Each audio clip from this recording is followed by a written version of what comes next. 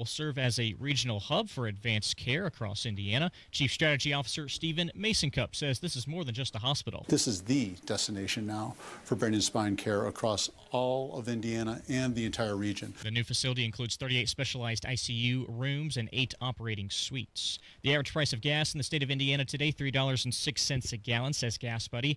That's taking a jump up after being closer to $3 even a few days ago. In Indianapolis, it's at $3.02 a gallon. The man from Texas accused of stalking Fever star Caitlin Clark last year is heading to prison. Michael Lewis was arrested back in January after making a specific threat against Clark on social media. He now gets 18 months in prison. It was the first day in full pads at Indianapolis Colts training camp on Monday. Defensive back Kenny Moore says he's still getting used to Lou Anarumo's defense. It's been good. It's been good. Some areas that we're still working on. Different situations that we still need to work on and progress throughout camp. Still early on right now to be comfortable. On the offensive side for the Colts, they signed offensive tackle Bernard Raymond to a 4-year, $100 million extension. And the Chicago Cubs say Hall of Famer Ryne Sandberg passed away Monday after a battle with cancer. Sandberg was diagnosed with prostate cancer in January of 2024. He was 65. Now, check of traffic this morning. Hello, Matt Bear. What is up, Jared? Looking at northbound 465 on the east side. It is a crash at East 56th Street. Right lane closed. Traffic slow back to I-70. Delayed 6 minutes. And still on the east side. Crash southbound 465 South Shadeland Avenue on the shoulder. Northbound 65 continues to be slow before Raymond Street into the south split. It is a construction zone. Traffic sponsored by Audible. If you're stuck in traffic, why not unleash your adventurous side? Audible delivers thrills of all kinds with audiobooks, podcasts, and originals. Start listening free with a 30-day trial at audible.com.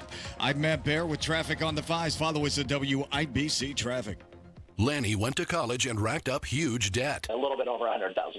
For a degree he couldn't use? Now what? I had a friend that went to My Computer Career. They even helped him get hired immediately after graduation. One of the things I love about IT is that you can work from anywhere you want. You could become an IT pro in just months, including cybersecurity and the basics of AI with zero experience at mycomputercareer.edu. My Computer Career, an elite CompTIA certification partner. It worked for me, and I know it can work for you. This is one student's experience. Individual results vary.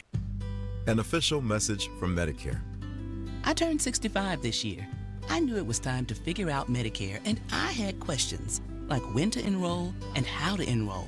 So I went straight to the official source, Medicare.gov, to get the facts about Medicare. I found answers to all my questions, and I'm ready to get started. And so can you. Just go to Medicare.gov to get the real facts about Medicare. Paid for by the U.S. Department of Health and Human Services. Now, the forecast from the American Standard Cooling Weather Center. Heat advisory until 8 p.m. Sunny, hot, and humid this afternoon. A high of 94. Feels like temperatures up to 105. Tonight, clear and muggy, a low in the mid-70s. I'm Wish TV Storm Track 8's Marcus Bailey, 93 WIBC. And I'm Jarrett Lewis on the level, on the go, and on WIBC.com. Kendall Casey starts now. You're listening to Rob Kendall. When we talk about sending money somewhere, we're talking about printing the money because we have no money. And Casey Daniels. My government would never lie to me, would they? On 93 WIBC. Okay, Casey, we don't normally do this, but I'd like to begin today's show with a moment of personal privilege if we can. Sure. Yeah.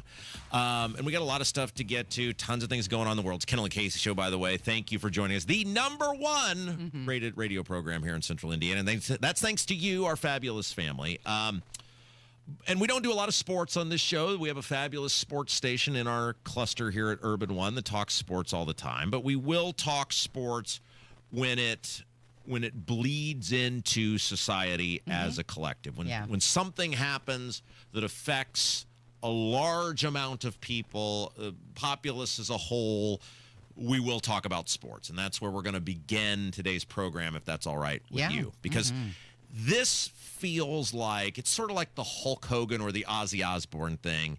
It feels like a really big deal. And based on the reaction on social media, it is a really big deal to a whole lot of people. And that is that Ryne Sandberg, beloved Hall of Fame second baseman for the Chicago Cubs, passed away yesterday at the age of 65. Yeah. He was diagnosed with prostate cancer in early 24. He was in remission for a while, but it returned and spread later. And here's the thing, when a legendary athlete like Ryne Sandberg passes away, you're not just mourning the person, you're grieving what they represented. And for many people, it's childhood memories.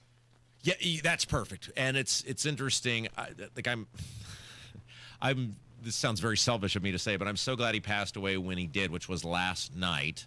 And so I've basically had like 12 hours to kind of get it out of the system. I mean, like, I broke down. ESPN did a fabulous video montage tribute, and I just completely lost it this morning watching it, because one of the things you don't realize, I was thinking of, like, how do you even articulate Ryne Sandberg, and to so many people, the reason it's a big deal is WGN. Yeah. WGN was one of the original superstations along with TBS, and that's why there are so many people who are Chicago Cub and Atlanta Brave fans. You saw these guys who played for these teams every single day. The good, the bad, it didn't matter because you didn't have the on-demand stuff like you do now. So whatever you could get is what you knew your world to be, and WGN came into millions of people's homes. If you're an 80s or 90s kid, like I was, every single day. And so you saw this guy who not only was he a phenomenal player, but he was a phenomenal role model and professional.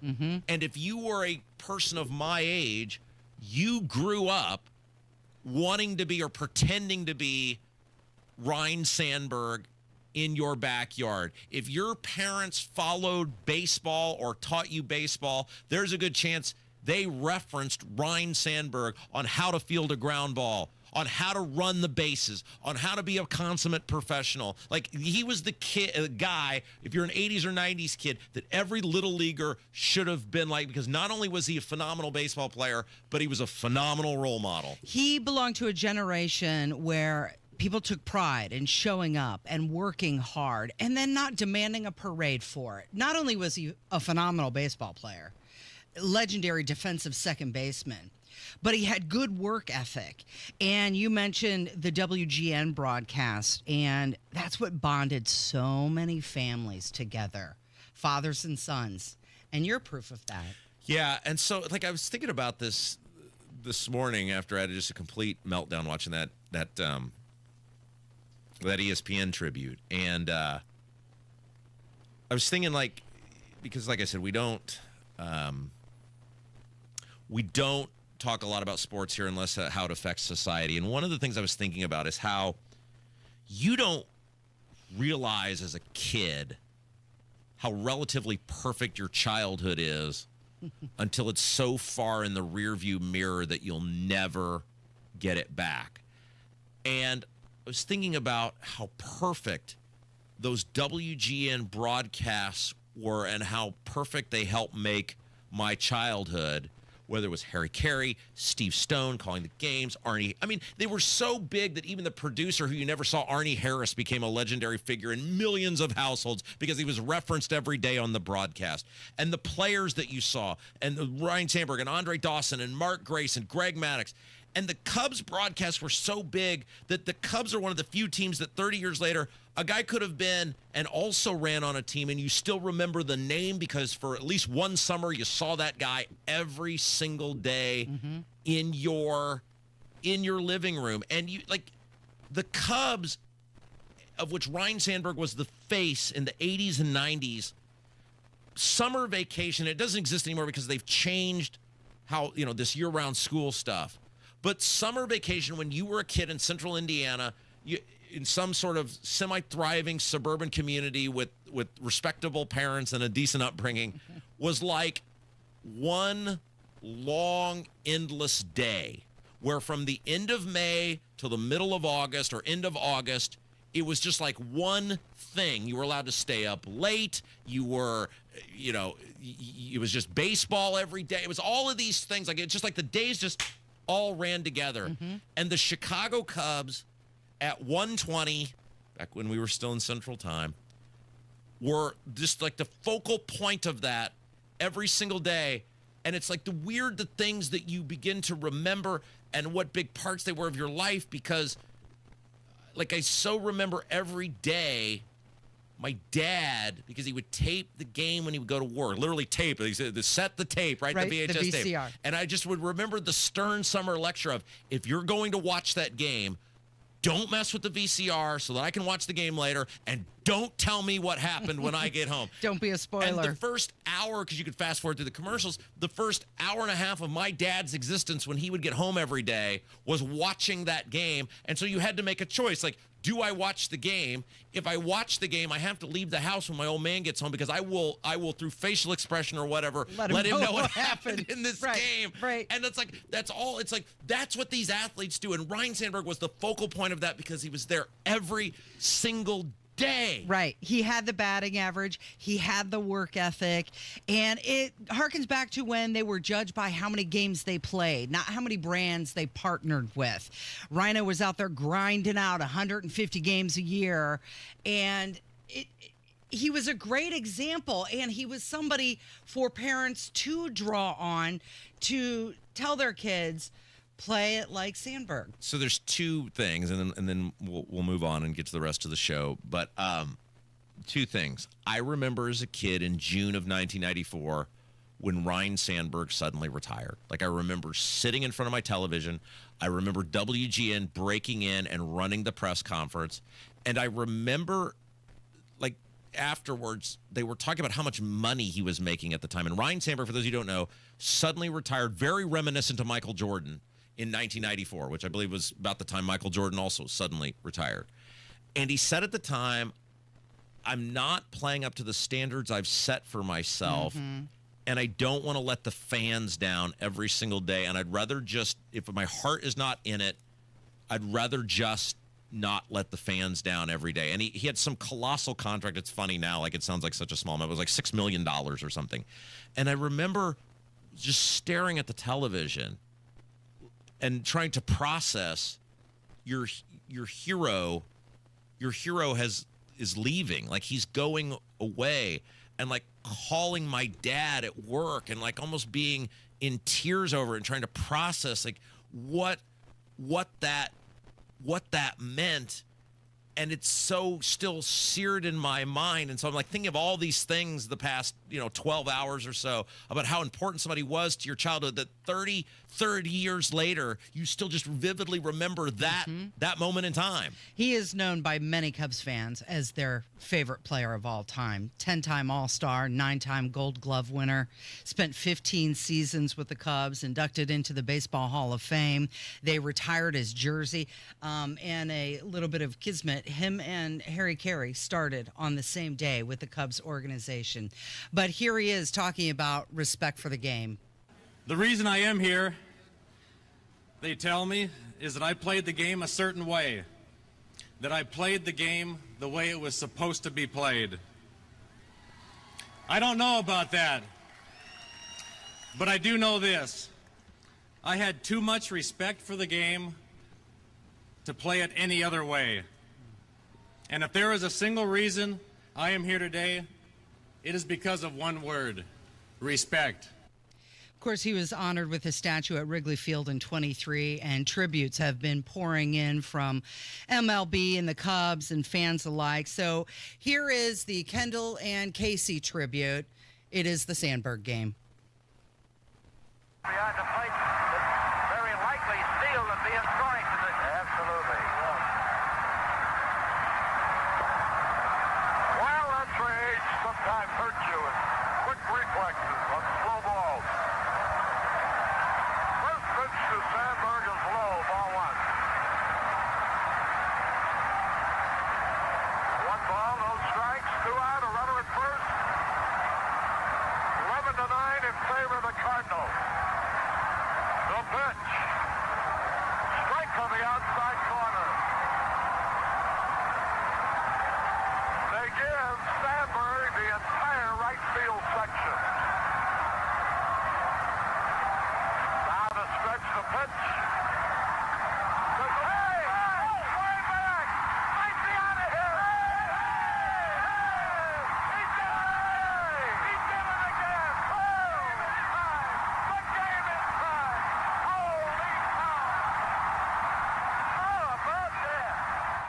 It is Kendall and Casey. It's 93 WIBC.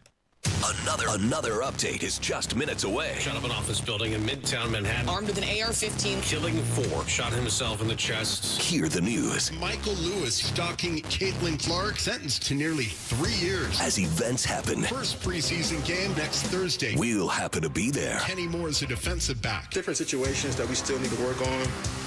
Still early on right now to be comfortable. On the level, on the go. 93 WIBC Mobile News.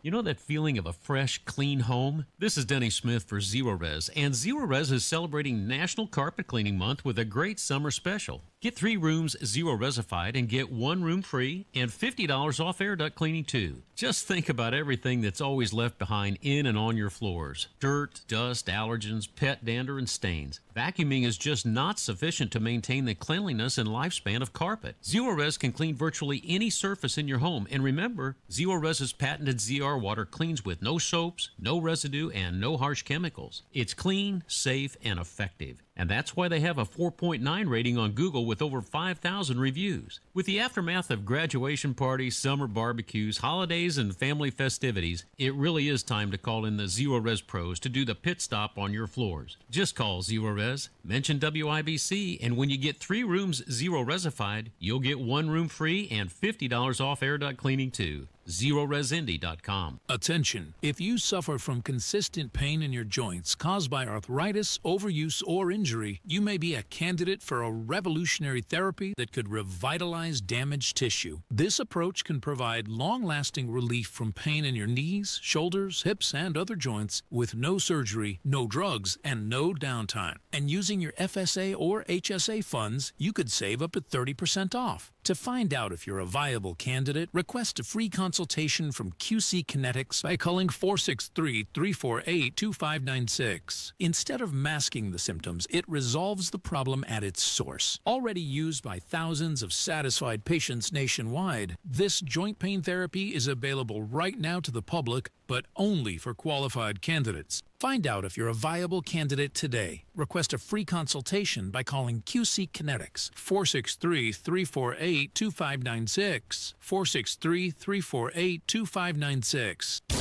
Indianapolis was built for speed, electricity, and nonstop action. So was Live Golf. So where better to crown a new individual champion? Leading the pack, Rahm, DeChambeau, and Neiman. But only one can be the victor. So be at Chatham Hills August 15th to 17th as Live Golf gets even louder. With a doubleheader concert from Riley Green and Jason Derulo. Tickets are already flying out of the gate. Hurry and grab yours now at livegolf.com. If something happens to you, what happens to your family? Will they struggle financially? Will they be able to afford the home you built together? With Ethos, you can get life insurance coverage in minutes. Get up to $2 million in coverage for as little as $2 a day. All online with no medical exam. Just answer a few health questions. Get your free quote at ethos.com/talk. That's ethos.com/talk. Rates may vary. Billed monthly. Sample rate 10-year term life policy for a 35-year-old healthy non-smoking male. Why do so many basement companies want half the money up front? Could it be because it's easier to get than earning all your trust? At the Michaelis Corporation, they don't ask for a deposit until the job is done and you're completely satisfied. They even start with a free inspection to ensure you know exactly what your home needs without the guesswork. With over 35 years experience, they've proven that trust is built on results, not deposits. Michaelis, building trust beneath your feet. Visit michaeliscorp.com. Inside Indiana Business Radio, the news you need to get ahead. Indiana's business news leader, weekdays at 6:32 a.m. and 5:56 p.m. on WIBC. Trump said maybe the most stupid thing I've ever heard yesterday.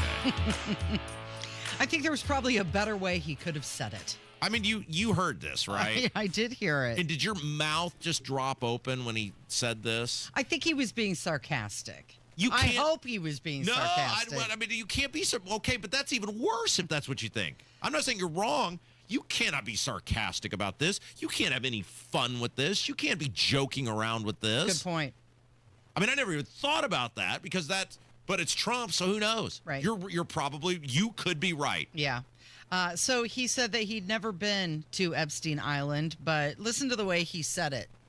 I'm glad I did, if you want to know the truth. And by the way, I never went to the island, and Bill Clinton went there supposedly 28 times. I never went to the island, but Larry Summers, I hear, went there. He was the head of Harvard. And many other people that are very big people. Nobody ever talks about them. I never had the privilege of going to his island. And I did turn it down, but a lot of people in Palm Beach were invited to his island. In one of my very good moments, I turned it down. I didn't want to go to his island. I never had the privilege of going to his island. Yeah. So that's where maybe the word privilege is not the right choice, and he was being sarcastic. And he said, in a moment, I turned it down. That was a good moment for him. Yeah, but he makes it all out to be himself. Okay, so my question to him is, how do you know Bill Clinton's been there 28 times unless you have some sort of government documentation? Oh, yeah, good point. Unless he's seen something or been told something. You wonder why. See, he keeps fueling the very thing he says that should go away. You make a statement like that. The president of the United States, a former president of the United States, who ran a worldwide, quote-unquote, foundation, and you say he's been there 28 times, and you don't think people are going to want to know. It's a very specific number, isn't it? Right. What went on? Why was he there? Who is he? He named Larry Summer. I mean, you're naming uber prominent people. In the case of Bill Clinton, a world leader. And you think people are just going to want this to go away? Yeah. He's literally doing the worst thing possible, and then he'll come out and bark at people for going, why are you so interested in this? So Maxwell, who's serving that 20-year sentence for sex trafficking, has asked the U.S. Supreme Court to hear her appeal. She's going to get out. You watch. I would not be surprised if in some capacity, now there will be public outrage, but the fact that Trump didn't shut down immunity for her... Yeah, he was asked about that. And he didn't deny. I mean, can you imagine? Of course, your media response would be, of course not. There is no circumstance where I will let that evil, rotten, horrible woman ever see the light of day if I have anything to say about it. And yet he didn't shut it down, which tells me she ain't talking for free. She met with the number 2 person in the Justice Department over multiple days. You think out of the goodness of her heart, she's just giving information away? Right. Her attorney didn't shut it down either, which tells me, based on how anti-transparent, untransparent, basically dishonest this administration has been about all this, that there could very well be something in the works. So her legal team argues that the 2007 NPA, which is the non-prosecution agreement, which was made with Epstein, should also apply to her. And they claim that offered immunity to Epstein's unnamed co-conspirators should shield her from any prosecution. They have made they being the government, has made such a mess out of this. And shame on the Democrats for acting like they give a crap about it. Because they had 4 years, and 2 of the years they had total control of the government, just like the Republicans do now, to release this. So clearly they don't care either. They're all protecting someone or someones. They had a case against this guy. They were going to prosecute him. Well, they shouldn't need this woman. They were going to prosecute this guy. Who was he sex trafficking? Who was he sex trafficking to? What was the case going to be against this guy? I don't understand why they think they need this woman. Stephen P. New, basically, Turning to the Stars, was on our program last week. You already had the information. Said the same thing. Yeah. They should be able to release all of this information if they're not prosecuting anybody else, which they have said there's no active investigation. This is utterly ridiculous. This is pathetic how poorly they have handled this. And now the idea that you're in any sort of talks with this woman about anything other than rotting in prison, that is appalling. So the appeal, it marks the first step towards the Supreme Court review. She's trying to get her 21 conviction overturned. Now, I don't know if that's going to happen, but I do think there's something in the works here by the fact that they keep meeting with her. And I think... do you have a theory on this? Because was the case always just very weak? Was that the thing? Was the case always just so poorly put together that Trump was just... Is that why Trump doesn't want to have to admit, I was just running my mouth? I was just talking out of my ass to help me win an election? That I knew people would buy anything and I just was saying stuff? Because if you know If you have the info, you put it out. Mm-hmm. I wonder, based on what Dan Bongino put out, his tweet saying it rocked him to his core, if all of the papers and classified documents that Tulsi Gabbard isn't releasing isn't all tied in somehow with the Clinton Foundation and everything with Epstein, if it's all just one big deep state soup. At this point, they have a very different topic, but it comes back to the same thing with the Indiana Secretary of State, Diego Morales. You've gotten caught in such a web related to this trip to India, and you've made yourself look so ridiculous.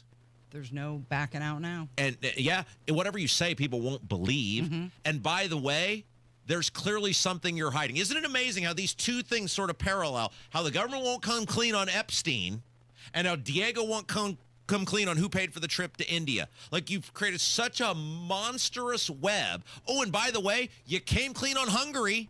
Mm-hmm. You claim to tell us who paid for Hungary. So why won't you tell us this? The same thing with the Epstein stuff. You prosecuted these people. You had enough evidence to prosecute them. You don't need her. Tell us what the evidence was. It's just a complete mess. It's total deception. It's total lack of transparency, and nobody's going to believe a damn word you say. Is a $600 check in your future? Oh. Somebody says yes, but I doubt it. We'll talk about it coming up from 93 WIBC. This is the story of the one. As a lineman, he does whatever it takes to keep the power on in his community. And he wants a partner like Grainger who does the same. Grainger offers the professional-grade products he needs, from voltage detectors to harnesses to hard hats, plus fast, dependable delivery, so he can rise to every challenge.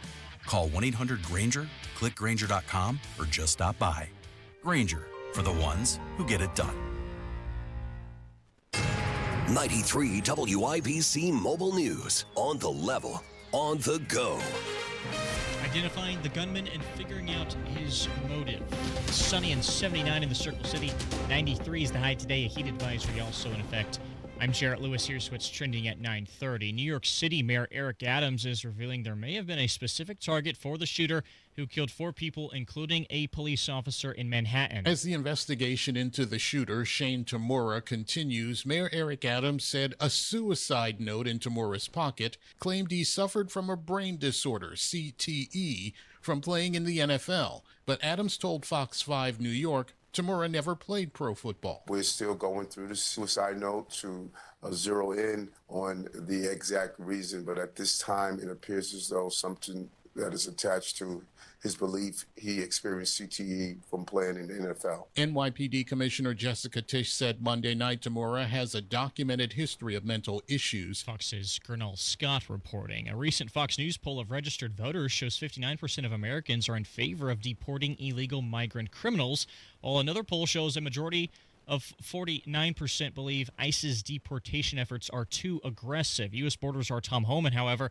insists to Fox and Friends that ICE and federal agents do not intend to slow down their efforts. We got to show the world that we're a nation of laws. If you break our laws, you're going to be held accountable. There are consequences.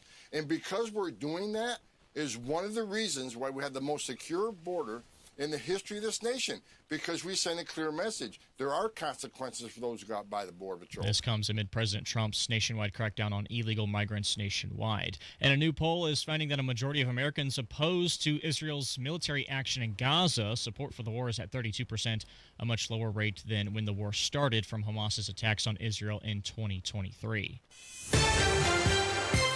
And now your opening bell report on 93 WIBC, brought to you by Absolute Wealth Management. The Dow is up 23 points to 44,837. The S&P 500 also in the green, 14 points to 6,389.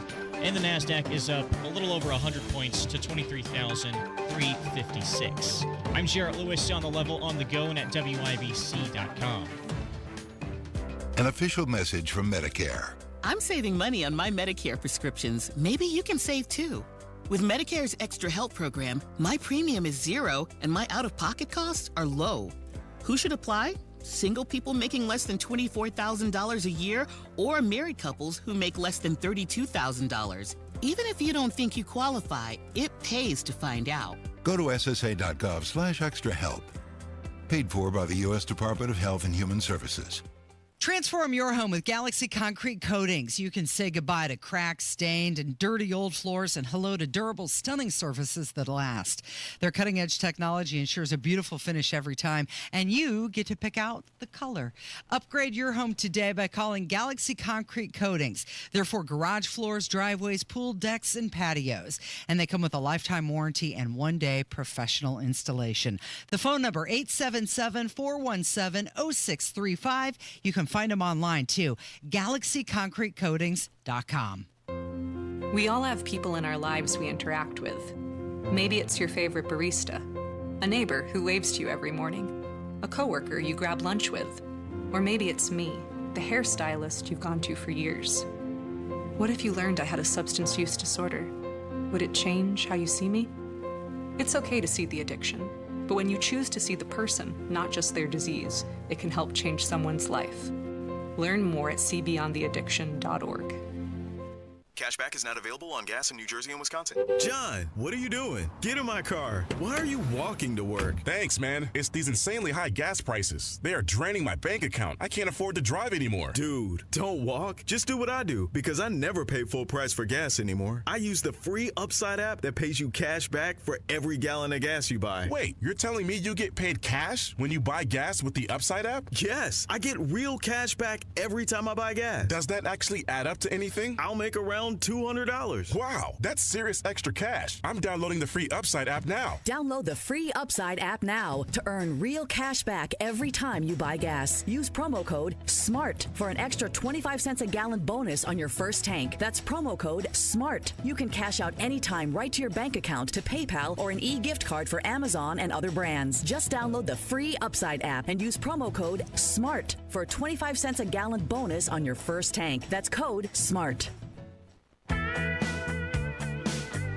Good news, Casey. What's that, Rob? We have a new winner of the Dumbass of the Day award here on the Kendall and Casey Show. It's surprising it's not someone from our state government. As the authorities say, we're venturing across state lines. Yeah, we are. We're getting federal. Do you want to tell everybody who it goes to, who the award? It is Republican Missouri Senator Josh Hawley. Mm-hmm. This is the most stupid thing I think I have ever heard. I cannot believe he's saying it. I cannot believe, well, I can totally believe with Trump that he's on board with it. We are, I mean, like you and I just looked at each other when we read this article. Mm-hmm. So he is proposing, Josh Hawley, Republican senator from Missouri, that a check, rebate, they call them tariff rebate checks. Tariff rebate check. Yeah. Of $600 per adult and child be sent to American families. So like, for example, I have a wife, I have a daughter, I would get $1,800. Good for you. You would get $1,200. You and your husband. Yeah. Kev, sorry, $600 for you. That's it. But like, and we'll get to this in a second, the reason he's citing this. But I just looked at you and I said, and I used some colorful language that I cannot use on these FCC governed airwaves. To the surprise of no one. We are $37 trillion in debt. We will be 57-ish trillion in debt by the end of the next 10 years. The whole premise of the tariff was, look at all this revenue it will generate for our country, our government, whatever. Shouldn't that money be used to pay down the debt? And what did we say about, remember when Trump was like, he's got the gold Visa card or whatever, and he's like, oh, all the money we get will be used to, we said, there will not be a dime of that will go to pay down the nation's debt. They will use it for another legalized vote buying scheme. So Holly's proposing something that combines the Trump tariff swagger along with a COVID-era check nostalgia and just sprinkle in just a little bit of populist flair, right? He's trying to combine it all into one stew. Of course, this bill, it's facing a difficult path. Is it? Because the rule seems to be... The Speaker of the House is not on board with this. Yeah, but the rule now seems to be whatever Trump wants. They just do. I mean, look at that big bullcrap bill that they passed. It's horrible. Everybody admitted it's horrible. People who voted for it admitted it's horrible. Yeah, Trump wanted it. We do it. You do have to wonder if this legislation wasn't inspired by Donald Trump, who has made remarks about passing out some rebate checks for Americans. Now, what's crazy to me, though, about that, I mean, the idea of it's crazy, first of all. But Hawley was the guy with Bernie Sanders who was one of the main guys during COVID wanting to send the money out to people. Yep. What did that do to society, just throwing $5 trillion at people, Case? How did that work out? Yeah, it made everything a little bit more expensive, didn't it? And he wants to do it again. He's citing that as doing it again. Yeah. And we told you this was going to happen. We told you this will not go down to pay our nation's debt. It will not get the dollar under control. It will not go to fiscal sanity. And the same thing with these gold cards that they're selling now. They're replacing the EB5 Visa card. That's not going to go to pay down anything. They're just, anytime these people get money at any level, think about our state. We had a $6 billion surplus a couple years ago. Now we have so little money, we had to raise taxes by $1 billion they claim to pay the bills. These people at any level, local, state, federal, if you give them money, it's why the public education argument is such a joke. If we just had more money, no, it doesn't matter. You will spend it. You all spend it. You never save it. You never use it responsibly. You just believe in throwing at people and trying to buy as many votes as you possibly can. But if you're listening, you might be thinking to yourself, well, okay, we're sending all this money to other countries, Ukraine, for example, and I'm sitting here driving around a 2009 Ford that the window's broken on. So, yeah, give me a check. The problem is the check, as we found during COVID, costs you way more in the future. Yes, right, because of inflation. I mean, how many people, because remember they were all like, oh, if you go out and buy yourself an iPhone or a television. It'll or jumpstart the economy. Yeah, and then what it did, I mean, I'm probably the only person left who still has their COVID check sitting in their bank account. Like all the money's gone. Everything costs a lot more now. You've lost. I mean, even guys like me have lost on the deal because whatever I saved, inflation has taken it from me. But all the people who spent the money, now you're getting they want to do it again. So they're saying these checks would be structured as a refundable tax credit. So you wouldn't even get the money. They're just going to give you credit on your taxes. Your taxes. But here is the Commerce Secretary, and he's talking about all the massive revenue coming in from the tariffs. So the tariff revenues are amazing, right? $700 billion a year. That's just net new money the government never had before. So Pause. Whoa. I'm not going to let him get. I'm going to start doing the thing. Tariff is a tax. Right. Tariff is a tax on you. If the tariff people would have just done the tariff years ago. If it was just, hey, that's just free money for us. I know he's got more to say. That is so insulting. These people, they are so insulting. Like, oh, the tariffs are just free money. They're just handing that over to you. No, you're paying it. You're paying the tax on everything you're going to buy. But what they recognize, and this is where the predatory behavior comes in. These people are financial predators at almost all levels of government. Because what they recognize is there's a slow burn on this. They do the tariff. The price thing doesn't hit immediately. So all this money will come in, and a year from now, when the price of something like the frog in the boiling pot of water has gone up, happening. You're gonna be like, "What? What happened? Why is lunch meat $1 more?" You won't think about it, and then by the time you don't, it'll be too late, right? This is manipulative, deceptive, deliberate behavior. Did he have more to say? Yeah, he did, but it doesn't matter. Okay. He's talking about how it's more new money the government never had before, and you take that for 10 years, and all of a sudden we're sitting on $7 trillion. But yeah, and if they truly said all of this is going in as Gore called it a lockbox, and wow, I haven't heard that phrase in a while. 25-year nice obscure reference. That's mine, Casey. I know. Talk about a lockbox. So for those of you who don't know, what we're talking about is Al Gore, when he was running for president against George W. Bush, he had this wacky proposal about Social Security, and he was putting it in a lockbox, and he was so ridiculous. Lockbox. And he just kept saying, and Saturday Night Live did a phenomenal, I think Daryl Hannah did Al Gore and did a phenomenal, that was when Will Ferrell was. Hammond, yes, thank you. Daryl Hannah. Daryl Hannah was an actress. Totally different person. Daryl Hammond, and that was when Ferrell was doing the great George W. Bush impersonation, and they were just totally lampooning it. But like if you said you were going to do that, and the end we'll put $7 trillion towards the nation's debt. Okay, willing to hear that, but you're just talking about giving this away. So you're going to, okay, let's circular work through this. Tariff is a tax, right? We all agree on that. Yeah. So you're going to tax us.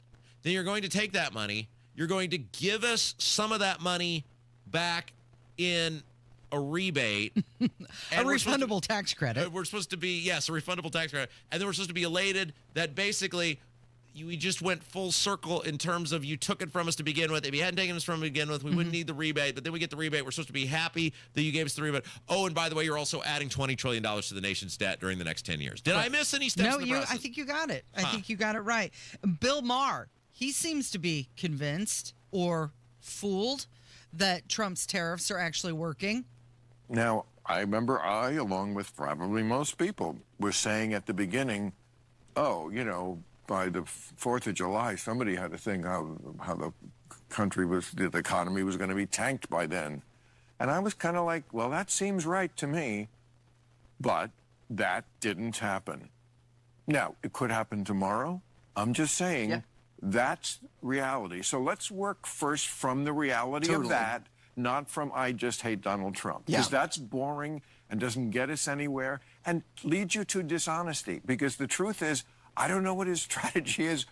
But look, the stock market is at record highs. I know not everybody lives by the stock market, but I also drive around. I don't see a country in a depression at all. I see people out there just living their lives. And I would have thought, and I got to own it, that these tariffs were going to sink this economy. Okay, wait. Then you're a moron. If you actually thought that the country was going to be tanked because of tariffs, that was a leftist-only thing. You didn't hear that on this station. What have you heard on this station? It's a tax, and that the spending will continue to drive inflation. It will devalue the dollar, and it will make your buying power decrease. That is what you have always heard. Nobody here has ever said, oh, the economy's going to tank, it'll be over. No, of course not. The American buying engine is too strong, and in a global economy, I'm not saying the American economy couldn't tank. The world economy could tank, of course, but you're not going to see that. But what you are going to see is the continued devaluation of your ability to buy stuff, and it won't be instantaneous. It will be over time. Look at the last 5 years. What's your buying power? What's your personal buying power from July 28th or 29th, whatever today is, of 2020 to today? Yeah. It's less, right? Yeah. Everything's more expensive. That is over time hurting people. But that is insane. Okay, so what do you spend half of your day doing? It's not sleeping. Kevin, this is a family program. Don't answer. Half of your day. You spend half of your day doing what? Are we going to talk about it next? Yes. Oh, how exciting. It's Kendall and Casey on 93 WIBC. Hammer and Nigel's show this afternoon. Biggest stories in Indy. Bo Duke, John Schneider will join us. Jeff Boggs will make us laugh. Let's have a show. I'm Angelique Gibson. I'm in union labor from Local 120. For members of Labor's International Union of North America, like Angelique, giving back is part of their commitment to the Indy community. The main thing I volunteered for was the Back to School Bash. It's a backpack program for kids 12 and under. When Indy or surrounding communities need help, LIUNA steps up. When kids go back to school, they don't have backpacks 9 times out of 10, low-income families, and this just helps them out. For the members of LIUNA who volunteer, it's commitment to being part of something bigger than themselves. You know, when they start school on that first day, they got pencils, they got papers, they got notebooks, they got binders. This is Chris Bricky, business manager of Labor's Local 120. While all our members are skilled, highly trained men and women, we are also your friends, neighbors, Little League coaches, and volunteers here in Indy. I just feels good to knowing that I'm helping somebody that needs help. We build Indy for good jobs and stronger communities. We are LIUNA Local 120. Hey, this is Lisa Stofan. Heard the Mark Patrick weight loss hypnosis hype? Well, I attended because my father stopped smoking with hypnosis. Hypnosis eliminated my desire for soda and fast food, made me want to exercise, and I lost 60 pounds in 6 months.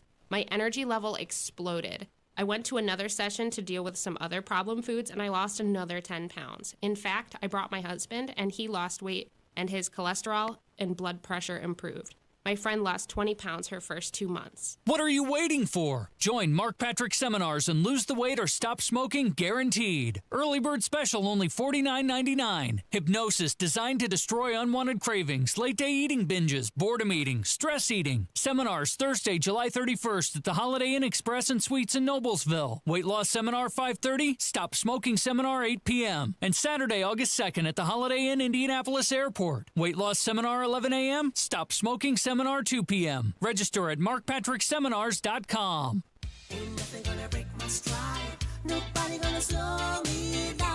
Don't let pneumococcal pneumonia break your stride. If you're 50 or older, you're at increased risk. So be proactive with Capvaxive pneumococcal 21-valent conjugate vaccine to help protect against invasive pneumococcal disease and pneumonia caused by certain types of pneumococcal bacteria.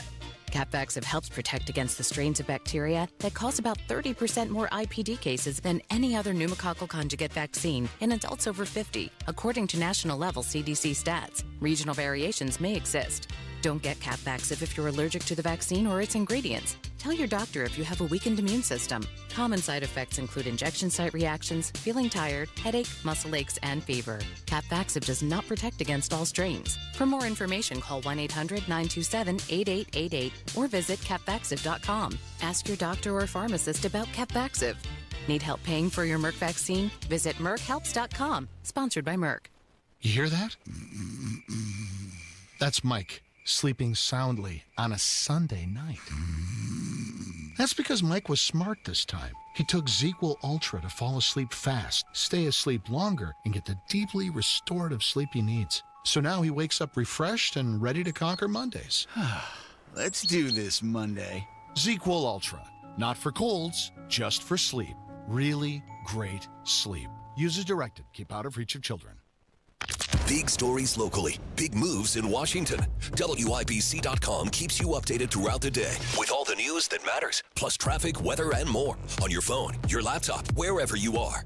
It's news when you need it. All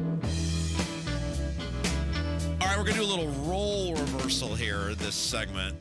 You get to bring the smoke this time. So at a WNBA game, it was paused because a player's wig fell off. Wait, what? Yeah, a player's wig fell off. And it bounced around a lot, but at the end, it went through the rim. Oh, no. Oh, no. Oh, no. She's going to go head to the back. Oh, no. Timeout called for Copper to deal with the malfunction. Malfunction, that's what they're calling it. First of all, that's the worst play-by-play I've ever heard. There's no description of what's going on. Can we let it get just the oh no's? The malfunction. Yeah. It went through the rim. Oh, no. Oh, no. Oh, no. She's going to go head to the back. Oh, no. That's literally how I sound anytime I see Braun give a press conference now. Oh, no. Oh, no. Oh, no. Oh, no. Oh, no. Okay, so here's a couple things. I have seen high school kids who are suffering from an asthma attack play through a soccer game in 90 degrees, and this person has to have a timeout because a wig fell off. Yeah, that's a really bad look for a league that nobody seems to...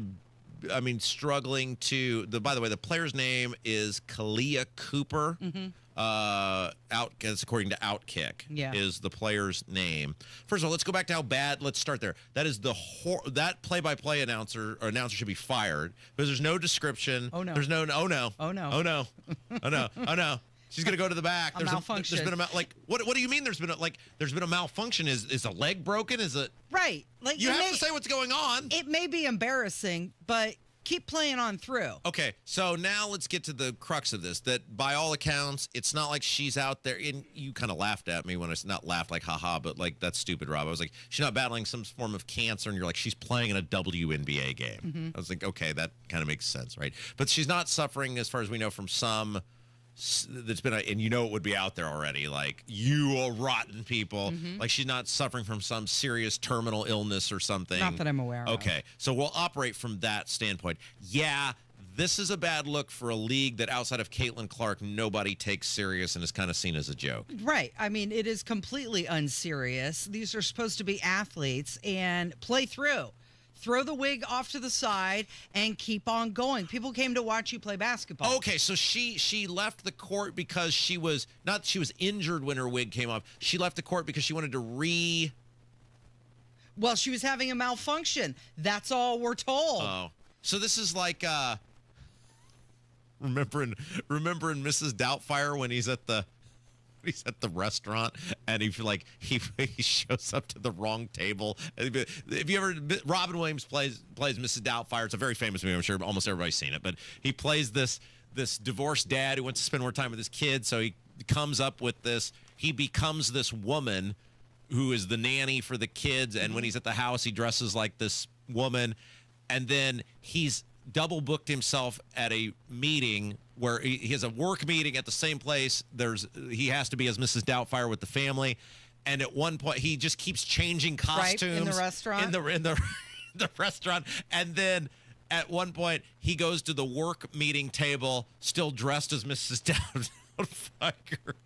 Now that's a malfunction. And then you had a player or a person in the audience who was kicked out of the game for laughing. Now, I don't know what the person was saying, the fan. Yeah. If they were just making fun of the player, oh, you look ugly. Well, okay. If it was some racist, tirade that was filled with violent innuendos, yeah, that person should get out of there. But if it was just, oh, look at you, your wig came off. Sorry, toughen up. Yeah, because your wig did come off. Right. And the fact that, okay, help me understand. You ever worn a wig? For a Halloween costume. Oh, I was hoping it was something more exciting than that. But okay, we'll go with the Halloween costume. Mm-hmm. It's not funny, Kevin. Stop laughing. How I would think if you have now that was a Halloween costume. You probably weren't concerned about its firm attachment to your body. You would think it's the equivalent of basically like a toupee, right? Don't they have those things now where you can stick those suckers on to the point where you should have to do some real damage to it to get it to come off? Right. And I think they can be sewn in, too. Well, that's my question. Yeah. If you're going to be playing in a competitive... Should you be wearing that in a game? Right. That's a great point. Mm-hmm. I mean, if it comes off that easy... Don't you need the proper equipment? Somebody probably screwed off. Mm-hmm. Screwed up. Yeah. Screwed off. Somebody probably screwed up. But again, it just shows. I mean, this is just—it's not a serious league when they're doing stuff like this. Well, it does, and that's the heart of it, right? You have such a major image issue for anything not related to Caitlin Clark, and then this happens, and people are like, "Can you imagine? LeBron's going hard to the hole.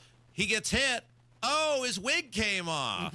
No, LeBron does it the right way. He just has the headband go higher and higher up on his head to cover the bald spot. It's just the whole thing. It's not a good look for the league. And this, after, 2 weeks ago?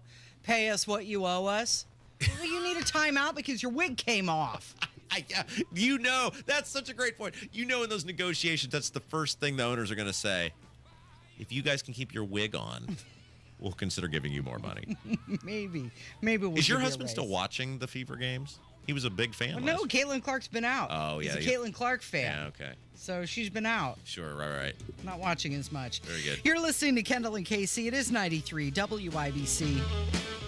Sometimes dealing with home service contractors can be frustrating, whether it's missed appointments, sloppy workmanship, or just a general sense of indifference about helping you. Frustrating hardly describes that experience, Hammer. And that's why we want to welcome a new advertiser to the Hammer and Nigel family, somebody you're going to be hearing quite a bit about in the coming months, Victor's Home Solutions. Victor's installs the highest quality roofs available for your home, and they take all those negative stereotypes and turn them on their head. They start with the basics, prompt, follow-up, showing up to appointments on time. And then they go above and beyond with installation teams that are so skilled, so precise, that Victor's is able to offer a 50-year leak-free guarantee on every roof they install. 5-star customer service and perfect installation. You're going to be really impressed with Victor's. They're the only roofer Hammer and I recommend to our listeners. It all starts with a free 21-point roof inspection. Call 1-866-VICTORS or victors.com.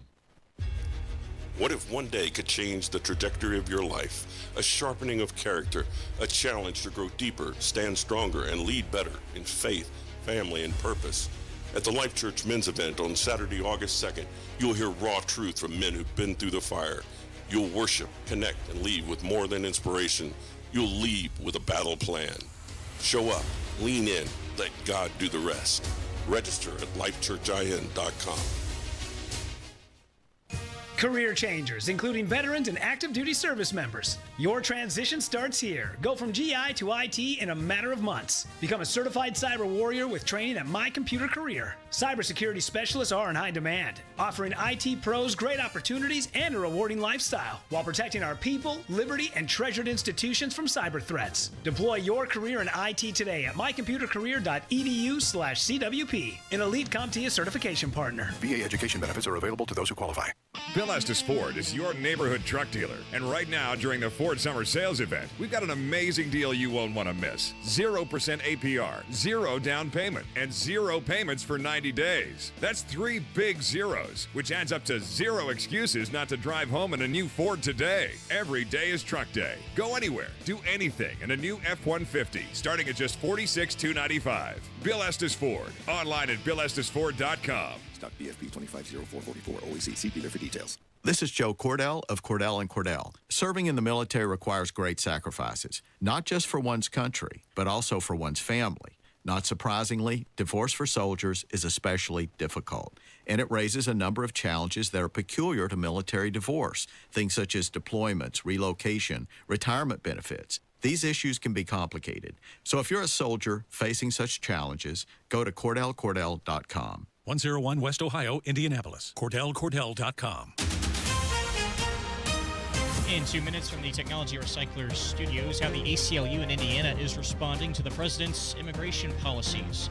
When members of Indiana Task Force 1 got back to their home state, what kind of hospital Ascension St. Vincent is opening up in northern Indianapolis, and who the Colts have locked down for the next couple of years with a new contract. You're listening to 93 WIBC, WIBC HD1 Indianapolis. Time for Fox News. It's 10 o'clock. He had 2 children, and his wife is pregnant. I'm Dave Anthony, Fox News. The New York City police officer killed in last night's shooting spree in an office building where he was off duty working security. And the city is going to be here to ensure they get the support that they deserve at this very difficult time. That's Mayor Eric Adams. 3 others were murdered by the gunman who then killed himself, Shane Tamura, who drove across the country to carry out his attack. Police in Las Vegas now at his house investigating. Residents living near the home who heard about the deadly Manhattan incident reacted to the sudden police presence in their neighborhood. It's a shock to find out that all this is going on. It's not something you really expect to see. New York authorities say Tamura suffered from mental issues, but did have a concealed carry permit in Nevada. Fox's Gernal Scott Tamura did leave a suicide note claiming he had CTE from football brain injuries. He never played in the NFL, but the league has offices in the building that got shot up on Park Avenue in Manhattan. An NFL executive was wounded. President Trump is finishing up a round of golf at his new course in Scotland, and then he'll head home, ending a 5-day trip, going back to Washington. The president says he has to deal with world conflicts. That's much more important than playing golf. As much as I like it, it's much more important. The day after he shortened a deadline for Russia to stop the war in Ukraine or face new sanctions, Russian attacks killed at least 22 Ukrainians. While in Gaza, Israeli strikes targeting Hamas have killed at least 70 people. Some of them were attempting to get food aid that's being shipped in. The worst-case scenario of famine is currently playing out, says the Integrated Food Security Phase Classification, or IPC. It's issued an alert warning that things have dramatically worsened in Gaza. Israel's announced new measures aimed at getting more food into the territory, saying that yesterday 260 trucks carrying aid were able to get in. That's Fox's Jonathan Savage. America's listening to Fox News. 93 WIBC Mobile News. On the level, on the go. Talking illegal immigrants in Indiana. It's sunny and 81 in downtown Indianapolis. Your high today, 94. A heat advisory also in effect.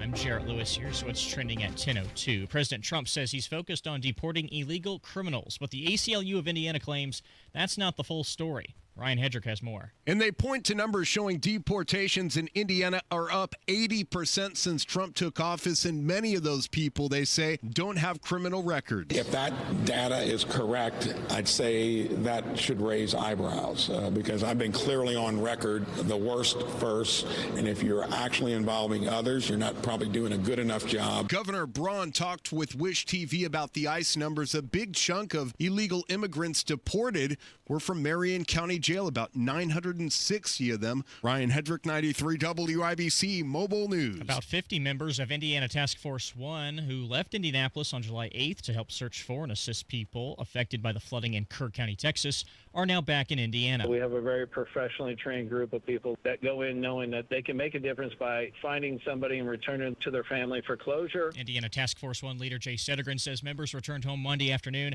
after spending more than 2 weeks in central Texas. More than 130 people lost their lives in the flooding. Officers are looking into a fatal crash involving 2 teenagers in Fulton County from Sunday night. For an undetermined reason, the Jeep traveled off the south side of the roadway and struck a tree. Colton Cahill and Jocelyn Hensley were pronounced deceased at the crash scene by the Fulton County Coroner's Office. State Police Sergeant Stephen Glass says speed is believed to be a factor of the crash, but drugs or alcohol are not. The Colts O-line has Braden Smith back in the lineup after having a tough year in 2024 due to struggles with his mental health. Smith on being back among his teammates at training camp. Probably the best I've felt in a really long time. Obviously, the last couple of years physically has been a little bit rough, and last year was very rough mentally. And, it's kind of nice just to see, everything kind of come together, and now I can just go play football and just have fun. Monday was the first full day in pads for the team at camp. Elsewhere on the offensive line, the Colts signed left tackle Bernard Raymond to a 4-year, $100 million extension. Day 2 of full padded practice today at Grand Park in Westfield. I'm Jarrett Lewis on the level on the go and at WIBC.com. Kendall and Casey back in 1 minute.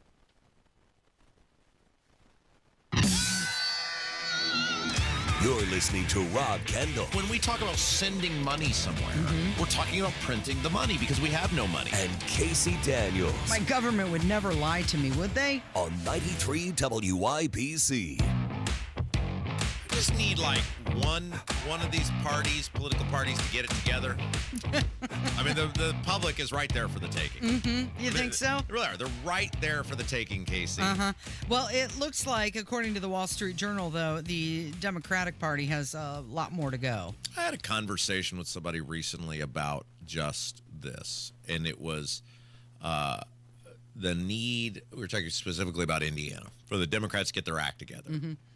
And we've had this conversation on this program before, which is the reason the Republicans behave as poorly as they do, the spending, the crony capitalism, allowing people like Diego Morales just to wander the state halls without any semblance of accountability. At 5 a.m.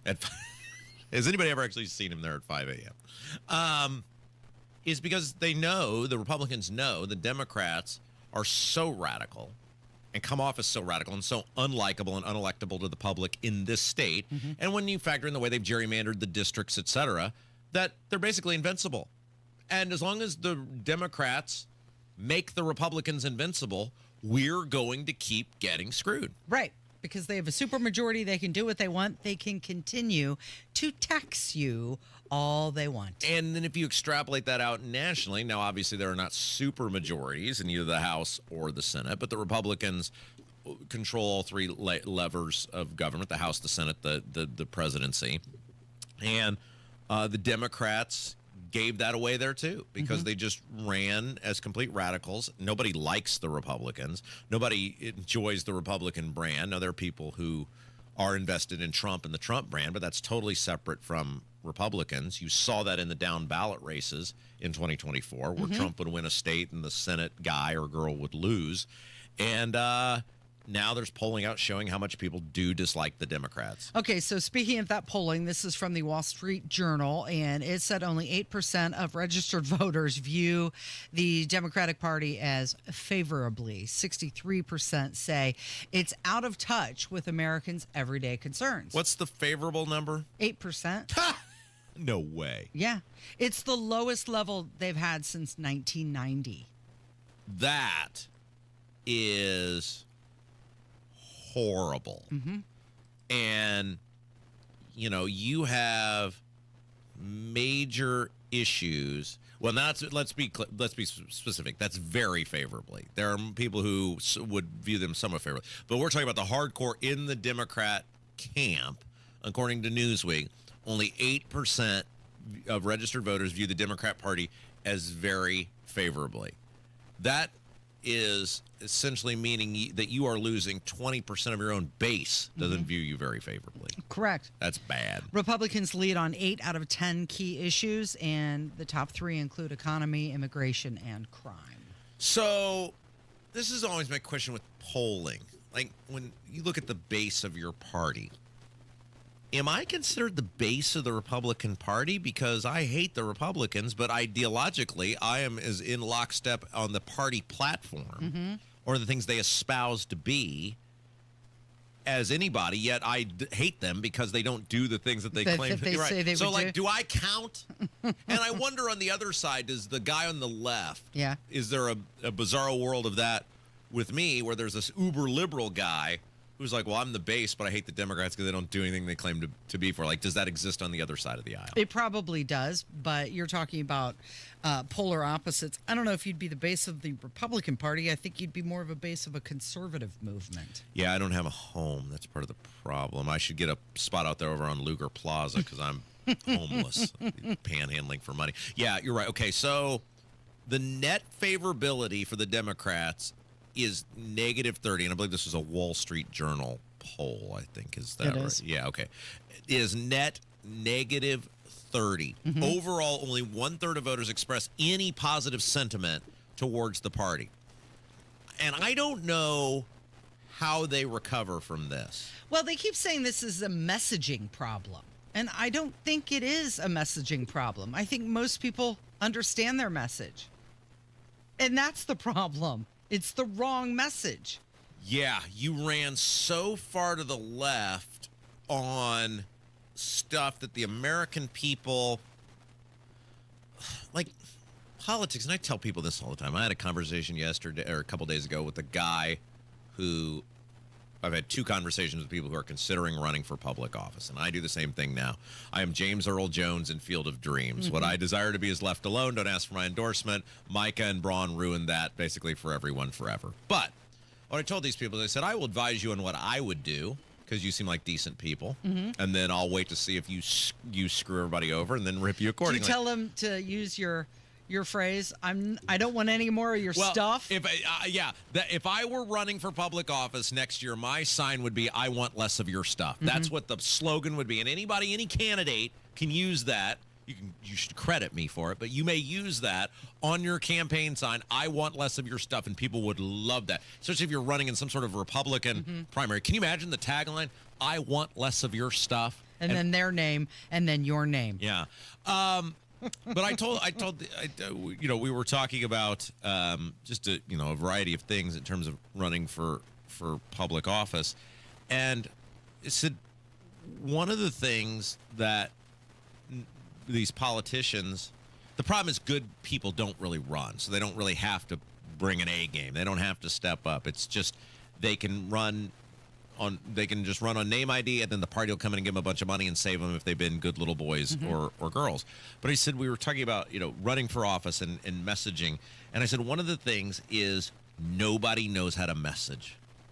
Nobody understands how to get the election down to 3 or 4 bullet points and then message it effectively. And the problem for the Democrats is if you're running a 3 or 4 bullet point election, which whether it's nationally or locally, for most people it is a 3 or 4 bullet point election, their messaging and the thing that they've gone all in on is insanity.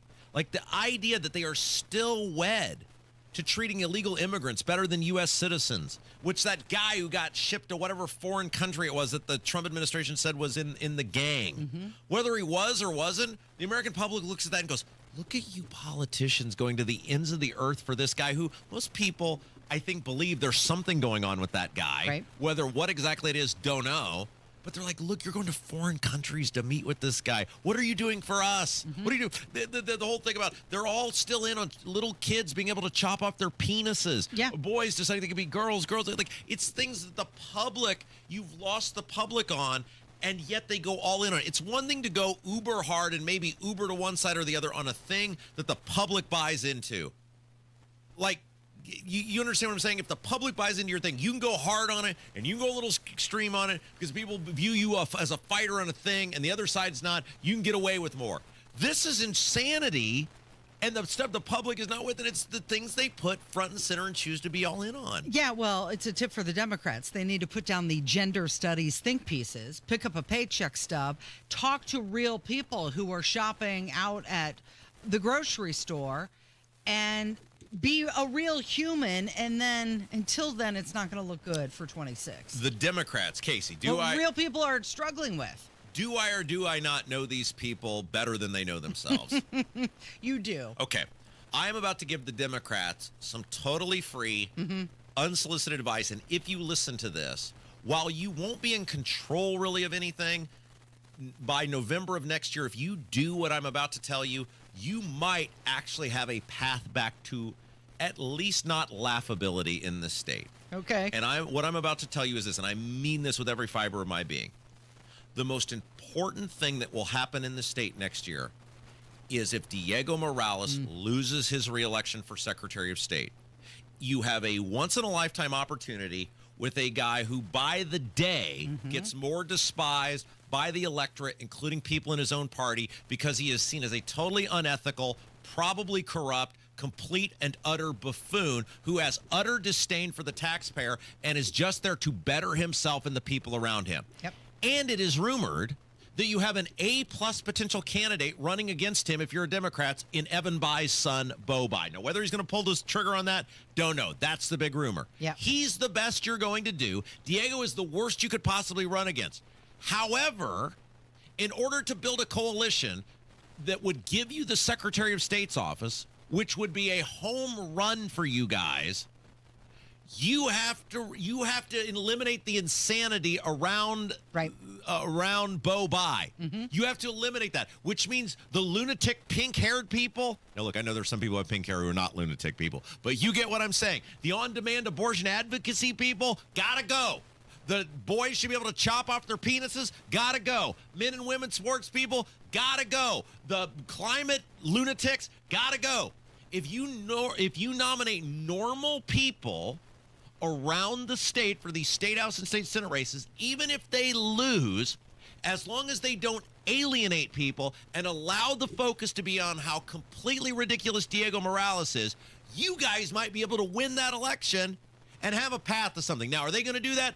Probably not, because they can't help themselves. But that's how you do it. Well, the thing with Bayh is he's got the name recognition. He also has the financial backing to make it work. He just needs to take a more centrist, populist view on things and be clear, concise, and consistent throughout the entire run. He will. He's not going to be Destiny Wells running on-demand abortion advocacy if he runs. He will be a good candidate. But what you can't have is in some place named Ville or Berg, some totally leftist lunatic running for state senate that alienates the populace, who reminds them, yeah, Diego might be totally corrupt, but can't have that in there and be costing the guy votes. That's what you can't have. And so the onus comes on the party to say, hey, we can actually win this one.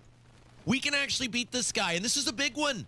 We might have a chance to win a big one if we just act normal. Just don't even run candidates. Don't run anyone. Just run everybody with that guy. That's all you got to do. Yeah, you've got to talk about the bread and butter issues that actually affect people in their wallet. Talk about the crime, inflation, immigration.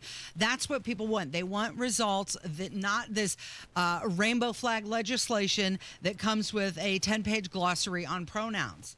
Like, understand the moment in which you're running, and then you might actually have a chance. And here's another piece of advice. You always say, do the 3 big things on the door knocker, and then that's it. That's right. Here's one, and that's the clear, concise, consistent. Here's one other one. This is Marketing 101. Expectation, realization, memory. Tell me what you're going to do. Do it. Remind me what you did. It's Kendall and Casey. It's 93 WIBC. Sun's up, the coffee is brewing, and Tony Katz is your morning information barista. Tony Katz, good to be with you. Clarity. We're not interested in having this debate. We're only interested in honestly addressing the issue. Context. We should not present this in any other light. The objective is the destruction of Western civilization. And a little caffeine. Only the Constitution should rule. Tony Katz in the Morning News. Weekdays 6 till 9 on 93 WIBC. When people think sleep apnea, they think CPAP. Now at Advent, we do all we can to help sleep apnea sufferers avoid the CPAP machine. And most sleep apnea sufferers who come to Advent are going to be able to avoid a CPAP altogether. Our unique Advent approach using simple in-office solutions can get your nose working and throat open all under one roof. You see, the root of every snoring and obstructive sleep apnea problem lies within the throat, nose, or both. At Advent, we know when we get the nose and throat working properly, most snoring and sleep apnea problems will subside. And we have the most simple and convenient, ultra-effective in-office solutions that can do just that. And this is why people have traveled by planes, trains, and automobiles from corners of the world you would never think of to find the sleep apnea and snoring relief you won't find elsewhere. Go to adventknows.com to schedule your appointment because Advent knows when you breathe well, you live better. AdventKnows.com. Most insurance accepted. You hear that? That's Mike sleeping soundly on a Sunday night. That's because Mike was smart this time. He took ZzzQuil Ultra to fall asleep fast, stay asleep longer, and get the deeply restorative sleep he needs. So now he wakes up refreshed and ready to conquer Mondays. Let's do this Monday. ZzzQuil Ultra. Not for colds, just for sleep. Really great sleep. Use as directed. Keep out of reach of children. Lowe's knows big savings make a big difference, especially when you're shopping for appliances. Hurry in to get up to 30% off select major appliances. Plus, My Lowe's Rewards members get free delivery, free haul away, free installation and parts on purchases of $2,500 or more. Lowe's, we help, you save. Valid through 7/30. Selection varies by location. While supplies last. Price, delivery time, and vehicle availability may vary based on order size and location. Exclusions apply. See Lowes.com/delivery for more details. Make summer nights unforgettable with Indy Decorative Concrete. Get 50% off a stunning fire pit with their best stamped concrete patio package. Offer ends September 1st. IndyDecorativeConcrete.com. It's all coming together now. We got to welcome the fake news Indy star to the party. Mm-hmm. Headlines. We've got so much to get to later. I'm going to read you 2 headlines that have just popped up over at Indy Star. Mm-hmm. And because this dumbass decided he was going to fight with the 2 most powerful media outlets in the city, us and the Star. Mm-hmm. Headline 1. Diego Morales' companion on India trip promoted EB-5 visas while being paid by state. Mm-hmm. Wonder who he's talking about there. Headline 2. Our old pal James Briggs. Diego Morales' work ethic isn't the problem. It's his corruption. Oh, so wow. we'll have so much Diego stuff to talk about because that guy can't keep his big yapper shut, and he wants the fight, so we're more than happy to give it to him. And our old pals at the Star getting on board. You got to wonder if he knew these articles were coming out, which is why he threw Indy Star into the soup with us. No, I think he got mad at Indy Star because Star did a big expose on his campaign donations. Oh, That's, right. Who did he go after? He went after us and the Star because we were talking about the campaign donations.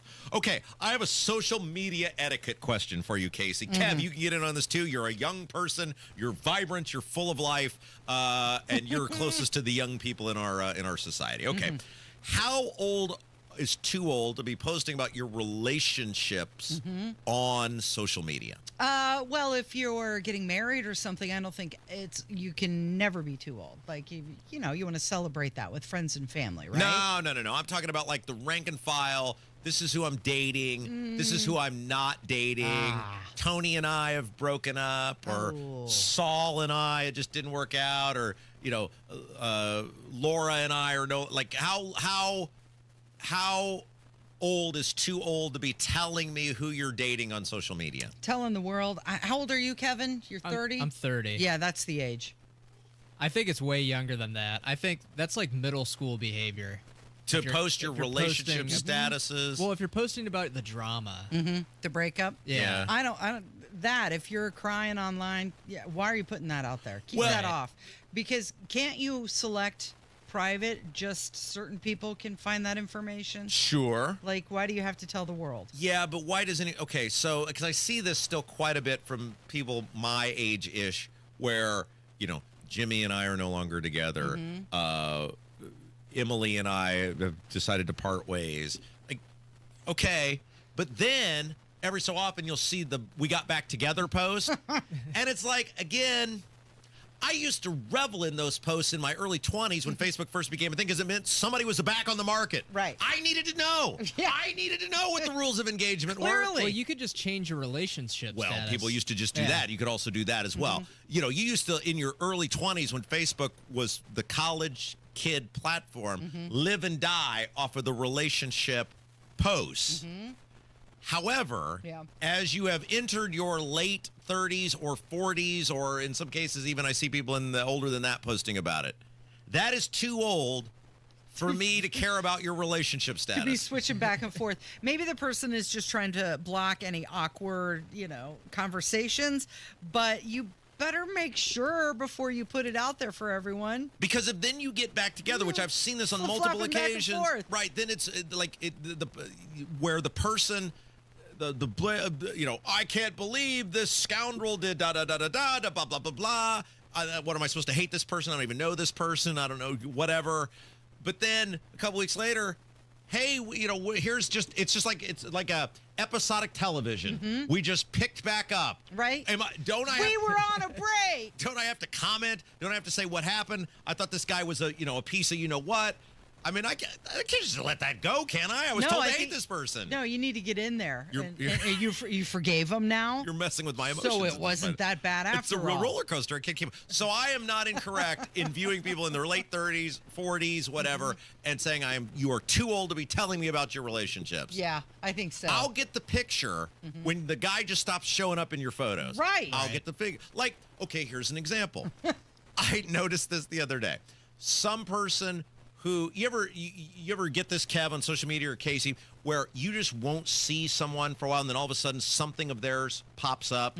Yeah. And you're like, I forgot that person was even alive. Did Facebook change the algorithm? What happened? Then you realize, no, that person hadn't been posting, and now they're posting again, and now they're posting minus one person. Right, I can put the context clues. Right. Like if I haven't seen a post from you since 2019, and now here you are, look at me at the gym. Look at I'm living my best life. Especially when the posting is followed by a bunch of inspirational quotes.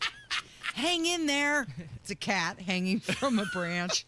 Hang in there. I can put those, and that's sort of probably the appropriate way to do it. Clearly, that person didn't want you having social media because men or women or whatever would be engaging in commentary on your assemblage, and that's fine. Now you're back. It's like the Happy Gilmore movie. It took a while, but you're back on the big screen. Here you are. You want people to know they engage with you again now. We can put it all together. That's the correct way to go about it. No commentary required. It's interesting you bring this up because the average American now spends 10.4 hours a day doing what? Being online. 10 hours a day. Yeah, that seems about right. Okay, so I don't sleep. How many hours a day do you sleep? What's sleep? Well, maybe 5. 6. You do take a nap in the middle of the day, don't you? Yeah, I try to sometimes. Because I've called Casey multiple times, including yesterday in the middle of the day, and here's how the answer was, hello? What? Hello? You knew I was going to call you. No, I know, which is why I made sure my ringer was on. Hello? Hello? Like I would. What do you want? So you do. So how'd it go? So what's going on? collectively, you think you take between 5 and 6 hours a day of sleep. Collectively, with the nap, it's probably closer to 7. Yeah, that's good because you got to get the 8 in. Yeah, I don't get the 8 in. Yeah, for sure. Well, that's amazing. You're so well preserved. Very unhealthy. I understand that. So the time split is almost evenly between streaming video content. Oh, they count 5 hours a day. Okay. General internet use. 5.4 hours. So that includes browsing, shopping, social media, email, paying bills, gaming, and remote work. Okay, time out. So this is what I was going to say. Okay, so if you said the person slept 8 hours a day, that means of the 16 hours they're spending 10 on. Okay, online. I do have a problem with this though, because by that I watch all the Chris Hansen stuff, like probably at least an hour a day of old stuff or whatever, just because I think counts. But it's television. See, but it's streaming. Right, but see, this I don't watch television anymore. Everything I have is streaming. So this is not fair to me because if I had cable and they said all the Chris Hansen reruns were on TBS, well then I would watch it on TBS. Am I a better person because I'm watching it on TV? It's all on the streaming now. Correct. I'm not glued to the internet in the sense of my phone. but like I'll have it on while I'm working out and stuff because I just love watching potential child predators go to prison, and I just love the interviews. But I'm technically on the internet. They're calling it, So 55% stream via television, 20% use mobile phones, 25% use laptops, desktops, or tablets. Okay, we got to take a break because we have the Star took a huge giant dump all over Diego Morales. Double shot dump Kevin, power. cue up the chicken song. That's right. Yeah, it's Kendall and Casey. It's 93 WIBC. Pat Sullivan here for Gutter Helmet. Summer is upon us, and so are pesky maple seed whirlybirds clogging your gutters. Make the smart choice now. Say goodbye to the mess with the ultimate gutter protection. Gutter Helmet keeps the seed pods and small debris out so your gutters stay clear and your home stays protected. No more climbing ladders or scooping gunk. Gutter Helmet's patented design handles up to 22 inches of rain per hour, more than enough for the summer downpour. Water flows freely and debris slides right off. Join thousands of happy Central Indiana homeowners. Get Gutter Helmet and enjoy peace of mind all summer. Since 1981, Gutter Helmet has been America's #1 choice for gutter protection. It works on my own home every time. Gutter Helmet is offering a 17% discount plus 12 months no interest financing good through July. Restrictions apply and cannot be combined with other offers. Call 800-5HELMET or go to gutterhelmetindy.com and never clean your gutters again. Pat Sullivan here with Michaela of Michaelis. If you have water damage, why should you call Michaelis? Michaelis is a local family-owned Indianapolis company with 39 years experience. On call 24/7, 365. We are IICRC certified and will restore your space to pre-loss condition or better. And we work through the entire insurance process on your behalf to make it easy. Water, storms, fire, and mold. Life happens. Michaelis happens to help you through it. Text or call 844-FIXED-INDY. Were you born from 1945 to 1965? People born during these years are 5 times more likely to have hepatitis C. So even if you try to eat right, exercise, and take care of yourself, you could still have hepatitis C, a serious disease that's a leading cause of liver cancer. If you were born from 1945 to 65, you should get a blood test for hepatitis C. Treatments can cure this disease. Talk to your doctor about getting tested.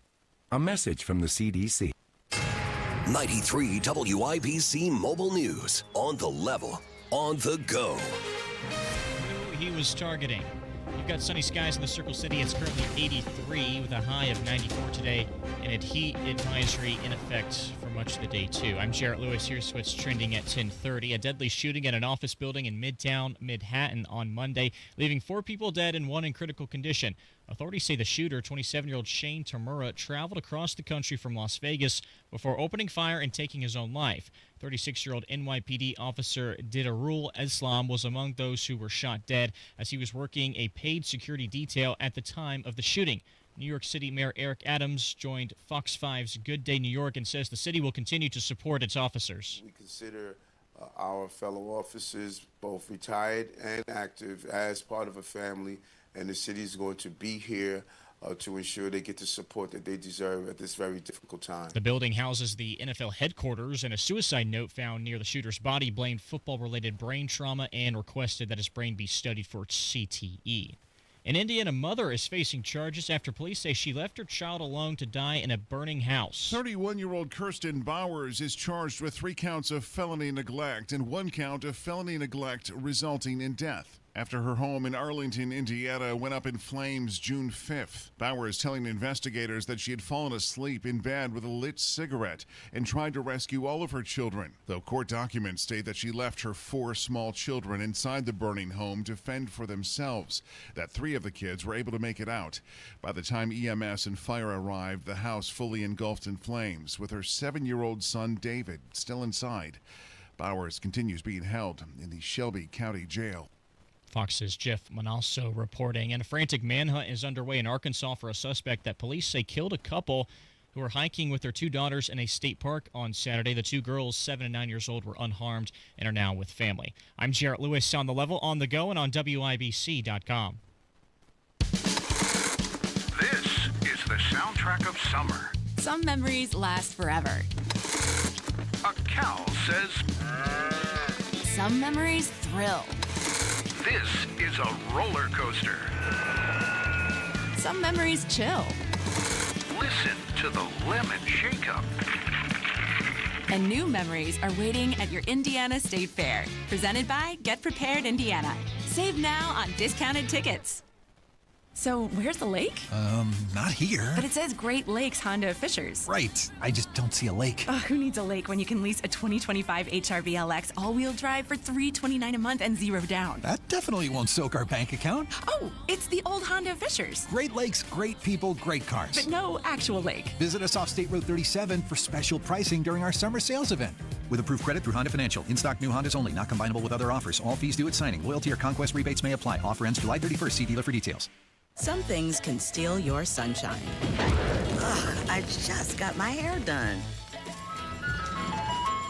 Sorry, the cooler's broken. Anyone see my flip-flops? Anyone?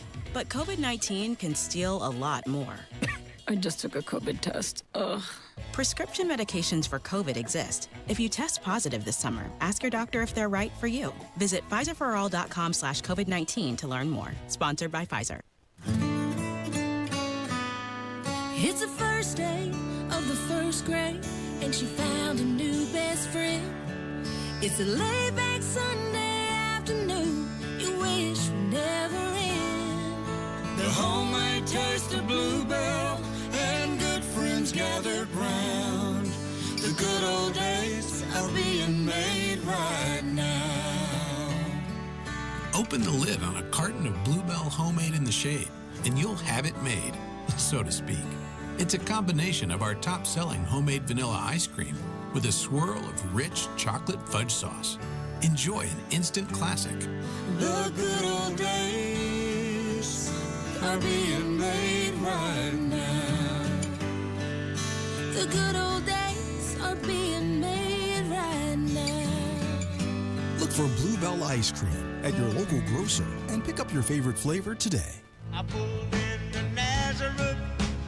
Hey, our old pals at the Indy Star are asking one of the most important questions the Indiana Secretary of State will not answer, which is, what does Raju Chinthala do for his massive taxpayer-funded contract with the state? Great piece right now. Now, look, Briggs has a James Briggs, friend of the show, has an opinion piece on Diego.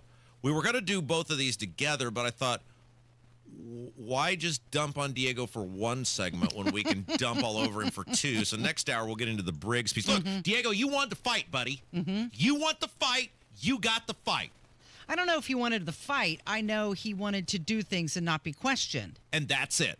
This is and the title of, just to tease what we'll get into Briggs, because it's a perfect headline. Diego Morales' work ethic isn't the problem, it's his corruption. Yeah. And we'll get into that later. But from a straight news perspective, Haley Colombo has the piece, you can see it now at Indy Star, on one of the questions that we have asked for the past 4 months, is what does this guy, Raju Chinthala, who has, I believe, an $80,000 state contract with Diego Morales' office, what does he do for this money? Yeah, he was paid $8,000 a month for a 10-month contract. And that was when I... No bid contract, by the way. Yes, and we have now seen Indy Reporter, I think was the guy who got the contract and put it out what he's supposed to be doing, and none of that appears to have anything to do with what the Secretary of State's office actually is. Now, when I asked Diego directly about it, Diego said he works in the business services division. I said, what does that mean? He checks on the businesses. I said, what do you mean he checks on the businesses? Like, there's hundreds of thousands of businesses in this state. Does he go to every door? Hey, is everyone okay in there? Are you guys all right? What we do know, and this is what the article centers around, is that Raju went with Diego to India on this mysterious trip. Economic development trip. 10 days where Diego won't tell anybody who paid for the trip. We also know, according to various social media posts of the people who were in India at the time, that a venture capitalist went with Diego and Raju as well.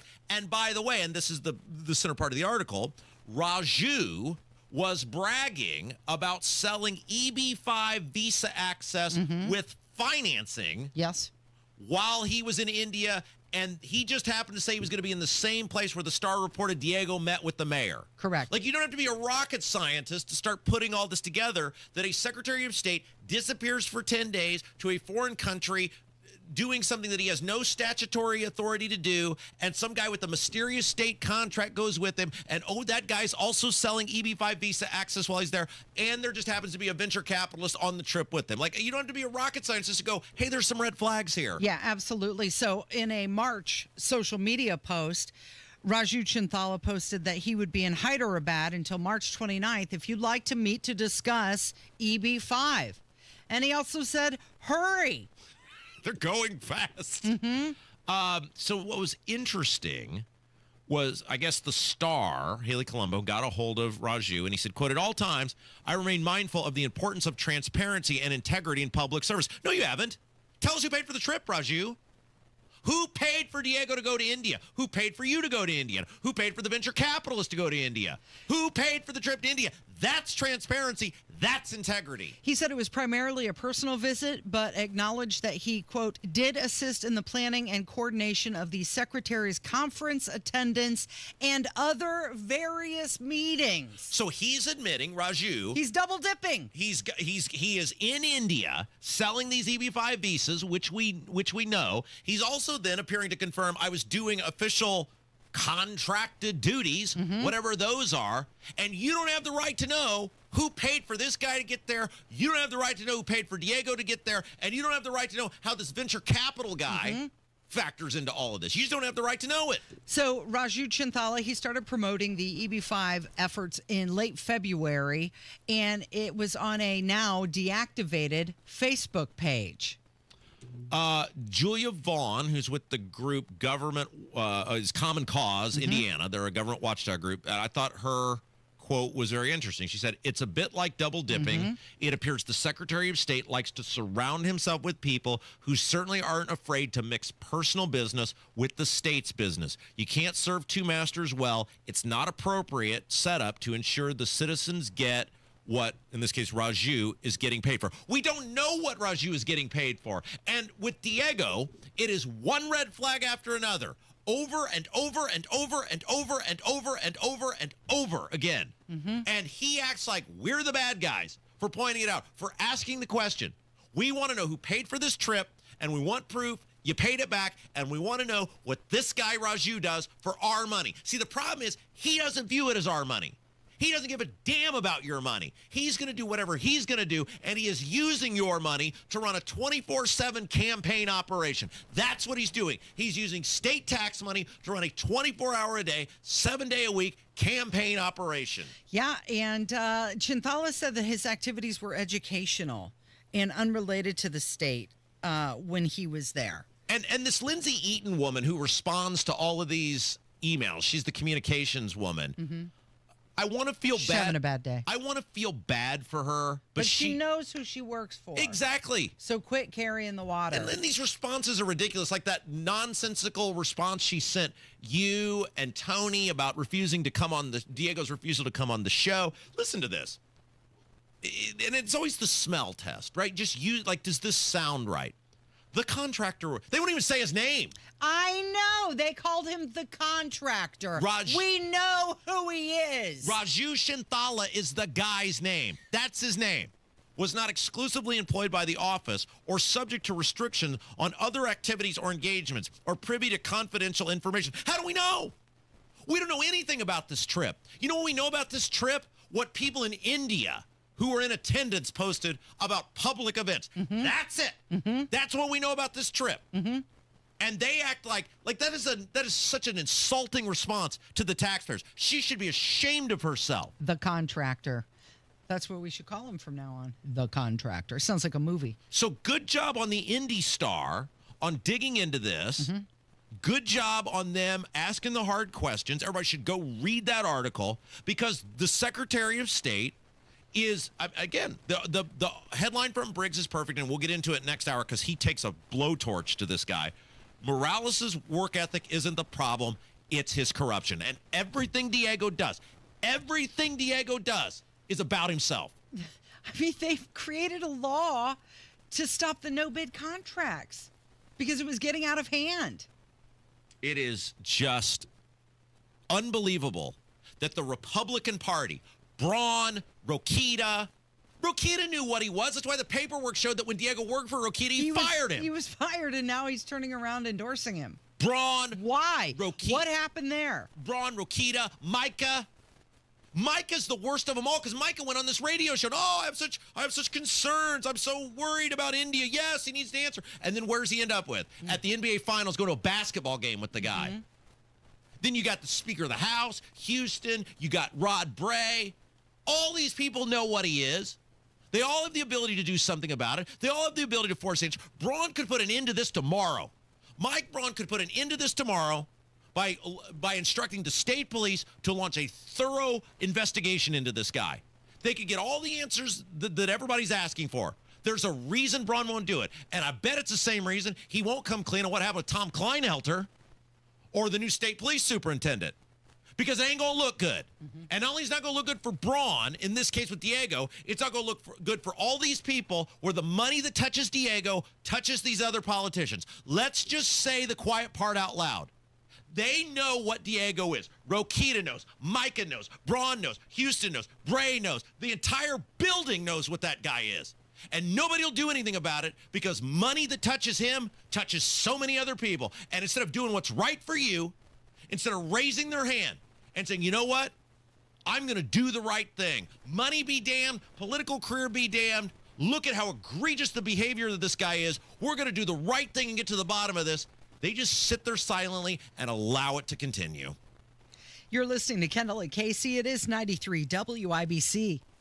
Coming up on Tony Katz today, it wasn't a white guy. So why would you say it was a white guy? I mean, why always race first? That's after the news at noon on 93 WIBC. Hi, I'm Tom Connors. Went to Mark Patrick's hypnosis seminar February 6, 2019. Nothing worked before. Left there and never smoked again. Amazing. Easy, affordable, and guaranteed. A year later, with my wife Michelle, attended Mark Patrick's weight loss seminar. She lost 18 pounds and I lost 43 in 8 weeks. It's true. He smoked 2 packs a day and nothing worked until Mark Patrick hypnosis. Now we're losing weight together, eating healthy, full on half the food, crazy, enjoying exercising. Who would have believed Mark Patrick hypnosis really works? It's amazing. I can breathe again, my blood pressure went down, and I've got so much energy. So much energy. And look great. Join Mark Patrick Hypnosis. Early bird special only $49.99. Seminars Thursday, July 31st at the Holiday Inn Express and Suites in Noblesville. Weight loss seminar 5:30, stop smoking seminar 8 p.m. Or Saturday, August 2nd at the Holiday Inn Indianapolis Airport. Weight loss seminar 11 a.m., stop smoking seminar 2 p.m.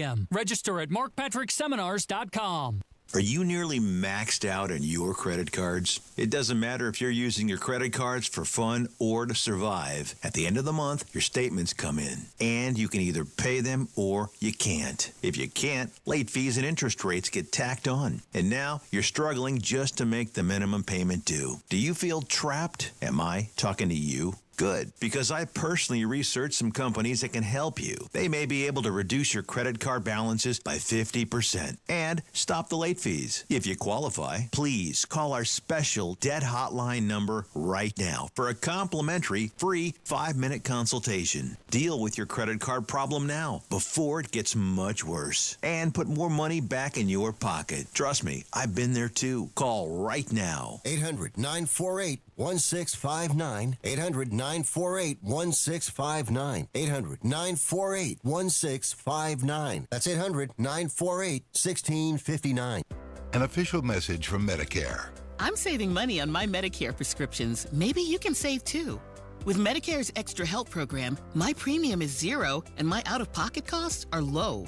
Who should apply? Single people making less than $24,000 a year or married couples who make less than $32,000. Even if you don't think you qualify, it pays to find out. Go to ssa.gov/extrahelp. Paid for by the U.S. Department of Health and Human Services. Hey guys, it's Rob for Life Church, and they want to invite you to a big event Saturday, August the 2nd. It's their men's event and you're going to hear the raw truth from men who've been through the fire. One thing that's true about our culture is there is a call out for men to be strong and lead well, and that's where the Life Church men's event comes in Saturday, August the 2nd. There'll be live worship, opportunities to connect, have fun, and leave with strategies to draw closer to God and become the man he's designed you to be. Cost for the event is just $50, and you can learn more about everything today, as well as their 4 campuses across central Indiana, Noblesville, Fishers, Eagle Creek, and Pendleton. Online, lifechurchin.com. An official message from Medicare. I turned 65 this year. I knew it was time to figure out Medicare, and I had questions, like when to enroll and how to enroll. So I went straight to the official source, Medicare.gov, to get the facts about Medicare. I found answers to all my questions, and I'm ready to get started. And so can you. Just go to Medicare.gov to get the real facts about Medicare. Paid for by the U.S. Department of Health and Human Services. Lanny went to college and racked up huge debt. A little bit over $100,000. For a degree he couldn't use? Now what? I had a friend that went to my computer career. They even helped him get hired immediately after graduation. One of the things I love about IT is that you can work from anywhere you want. You could become an IT pro in just months, including cybersecurity and the basics of AI with zero experience at mycomputercareer.edu. My Computer Career, an elite CompTIA certification partner. It worked for me, and I know it can work for you. This is one student's experience. Individual results vary. Recovery is a journey, and no one walks it alone. The Supporting Sobriety podcast helps friends and families understand addiction, offer support, and care for themselves along the way. Hosted by Matt Baer and Ryan Hedrick. Find it wherever you get your podcasts.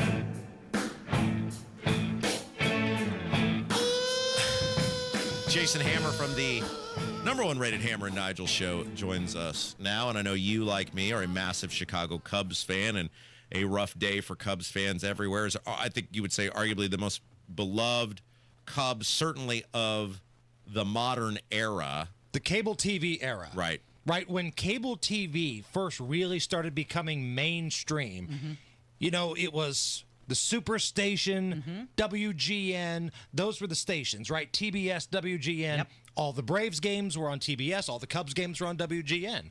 So by default, if you were a sports fan at all, you started to identify with a lot of these people because they were on your TV all the time. And as a Cub fan, like Ryne Sandberg was part of the group that was like my babysitter growing up. Because I'd go to my grandparents' house. Both of my parents worked, so I'd go to my grandparents' house. And they got this new thing called cable television. So they plot me right down in front of it, and Harry Carey, Steve Stone, and Rhino were basically my babysitters growing up. You know, it's weird, like Casey and I were talking about earlier to start the show. The Sandberg thing, it feels like a massive deal because you're right. Millions of people saw this guy every day because there were so few options. I mean, obviously cable, you had, 50, 60 channels. But in terms of if you wanted to watch baseball nationally, you really did have 2 options. And the Cubs, because they were Chicago, had such a loyal following that so many people, he was such an integral part of their childhood.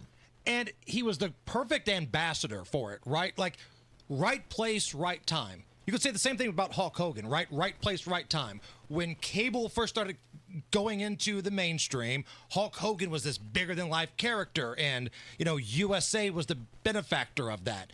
Same thing with WGN. Here's this good-looking guy, chicks dig him, guys like him because he's an amazing ball player, on a team that's honestly not very good. The whole time Rhino was in Chicago, I think they made 2 playoff runs. Yeah. That's it. They had some awful teams, but he was really good, handled everything with class, and defensively with the bat. He wasn't a trash talker, so he didn't rub people the wrong way. He was just the perfect ambassador. You know that you're special when 41 years, like if you look at somebody who is remotely knowledgeable about baseball in the Midwest and you say the Sandberg game, yes, they'll know what you're talking about. Right. That's been 40. I was barely born when that happened. I'm a full-fledged, grown-ass adult man. And yet, when I see the clip of that roll through, I mean, I'm not even talking about yesterday, like obviously it was everywhere, but I'm saying every year it'll pop up. You'll just stop and watch him crank 2 bombs off Bruce Sutter, and you know what's going to happen. Right. And think about all the great players that have played baseball. There's not a Mickey Mantle game. There's not a Johnny Bench game. Great players, may have been better than Rhino. I don't know. We can debate that. But that game, it was the national game of the week when everybody would watch it on network television. I think NBC Bob Costas had the call. Great rivalry. Cubs and Cards. Packed house. Cubs were finally getting good. Ryne was having an MVP season. And I think he went like 5 for 6 or 4 for 5, something like that. 2 bombs off one of the best closers in baseball. Cubs win in extra innings. And that put him into the stratosphere. And it's baseball's so different from every other sport. The call is so legendary. The Costas, do you believe it? This is a tie ball game. It's this perfect June day in Chicago. Mm-hmm. It's those nasty, awful Cardinals. And it's just the crazy thing about, and this is when people were special, and we were talking about this with Hulk Hogan, a couple days ago, the memories that it floods back. And I was thinking this morning, and by the way, I told Casey, I guess I told our audience, ESPN did this fabulous video tribute to, and I think maybe Tim Kirchin was the narrator, and it's just phenomenal. I just totally lost it watching it. But little things that you don't think of, and then you realize what a big part of your childhood they were. So when I was a kid, Roger Clemens' MVP baseball was a Nintendo game, the original Nintendo. And for whatever deal they had, they got Roger Clemens' name to license, right? He's a star of the game. Yeah. But they were too cheap to pay for the rest of the players. They spent it all on Roger. So the names were made up for each team, it was just Chicago. But they made the names close enough to where you knew. Met. So Mark Grace was G. Mace, I think. Right. And Ryne Sandberg was R. Bergeson. Mm-hmm. And Right. you knew, the talent level of the player was Second base, number 23. Get sued. But to me, in my mind, every time as a kid, when I hear the name Ryne Sandberg, I would think, that's Bergeson on my Roger Clemens MVP baseball game. And it's such a trip down nostalgia lane, right? We were kind of talking about this with Happy Gilmore, yesterday or the day before. And, it's more than baseball. If you grew up watching this kind of stuff, if you're around my age or Rob's age, you grew up watching these Cubs teams on television, it takes you back to when you were younger and who you were with. Not necessarily even about the game, but I remember hanging out with my grandparents, and they would go to all my baseball games. And if I had a good day, at the plate, he'd call me Rhino. If I actually pitched and did well, oh, Sutcliffe's out there. It just takes me back, and man, that one hurts, right? And we knew it was coming. He had been rumored to be in bad shape for a while. Beat it at one point, was in complete remission, but then it came back very aggressively. You know what's crazy about him, too? So one of the things that I watch from afar I think is interesting is people who collect stuff. That's why I'm so enamored with Casey's husband, because he's so into collecting Sports Illustrated magazines. I don't collect things, but I admire the people that do. And there's a group of people who collect autographed baseball cards. They'll send a card in the mail like we used to do when we were kids. It's kind of weird grown adults do it, but whatever, right? Yeah. And so I enjoy, there's a whole Facebook pages of people who will do their submissions. And up until a few weeks ago, people were still getting Ryne Sandberg autographed cards in the mail, and I knew he'd been sick. And I was that is pretty cool that even, guys clearly not doing well, people up until, like I said, a few weeks ago were still getting those cards back in the mail. Dude, he loved baseball and he loved being a part of it, right? And again, he was never one of these, hey, I want an endorsement deal with Gatorade people. Right. But you'd always find him in Chicago. A bunch of my buddies that live up there, they would go to Murphy's or the Cubby Bear, and there's Rhino just kind of hanging out. And anybody that wants a picture, he'll get it. He was never a big timer to people, and would go to show up to these little leagues, whatever. And I can't imagine he's getting paid a lot of money or even at all to do this kind of stuff. But he's like, yeah, you know what? Screw it. They gave me a great life. And what we kind of forget is, even with these athletes, how good they actually are at the sport. Yeah. Right? Rhino was an even better dude. But if you go back and read about him in high school, he was all-state in football, basketball, and baseball. Could have played any sport in college that he wanted. Chose baseball, and I think it worked out. Won the 1990 Home Run Derby at Wrigley Field because he was the only guy smart enough to realize how big the wind factored in. And if the wind's blowing in, you got to hit it low, baby. Low and slow, baby. Turn on it. Line drive bombs. Coming up this afternoon. Bo Duke. John Schneider will join us. He's got a show coming up in Indy. Jeff Boggs will join us. And Caller Roulette this afternoon. Thanks, Hammer. It is Kendall and Casey on 93 WIBC.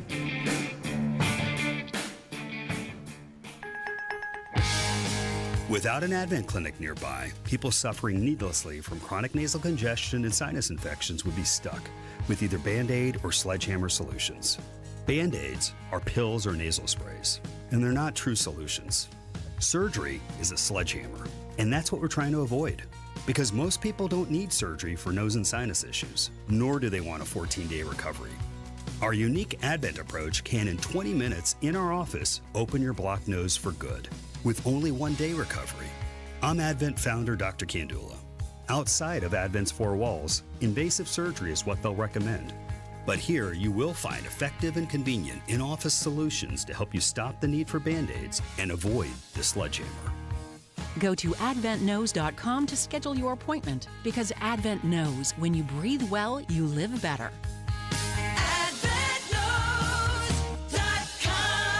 Most insurance accepted. I had changed the locks, didn't even know where she was living. And then one night she calls to say she's getting treatment. Can I drive? I almost hung up. But then I thought, that's my kid. I chose to put away the hurt and the fear and just see my girl. Addiction is a disease. Standing by a loved one as they fight it will test your faith, patience, and sanity. But it's possible when you see the person, not just their disease. Learn more at cbeyondtheaddiction.org. This is Joe Cordell of Cordell & Cordell. Serving in the military requires great sacrifices, not just for one's country, but also for one's family. Not surprisingly, divorce for soldiers is especially difficult, and it raises a number of challenges that are peculiar to military divorce, things such as deployments, relocation, retirement benefits. These issues can be complicated. So if you're a soldier facing such challenges, go to CordellCordell.com. 101 West Ohio, Indianapolis. CordellCordell.com. Fill your tank. Don't drain your wallet. Sam's Club lets you save time at the pump with Scan and Go checkout at Sam's Club fuel stations. Just scan the QR code on the pump and pay. Visit your local Sam's Club today. Make summer nights unforgettable with Indie Decorative Concrete. Get 50% off a stunning fire pit with their best stamped concrete patio package. Offer ends September 1st. IndieDecorativeConcrete.com. Coming up in 2 minutes from the Technology Recycler Studios, what the ACLU of Indiana and Governor Mike Braun are saying about ICE's work in the state.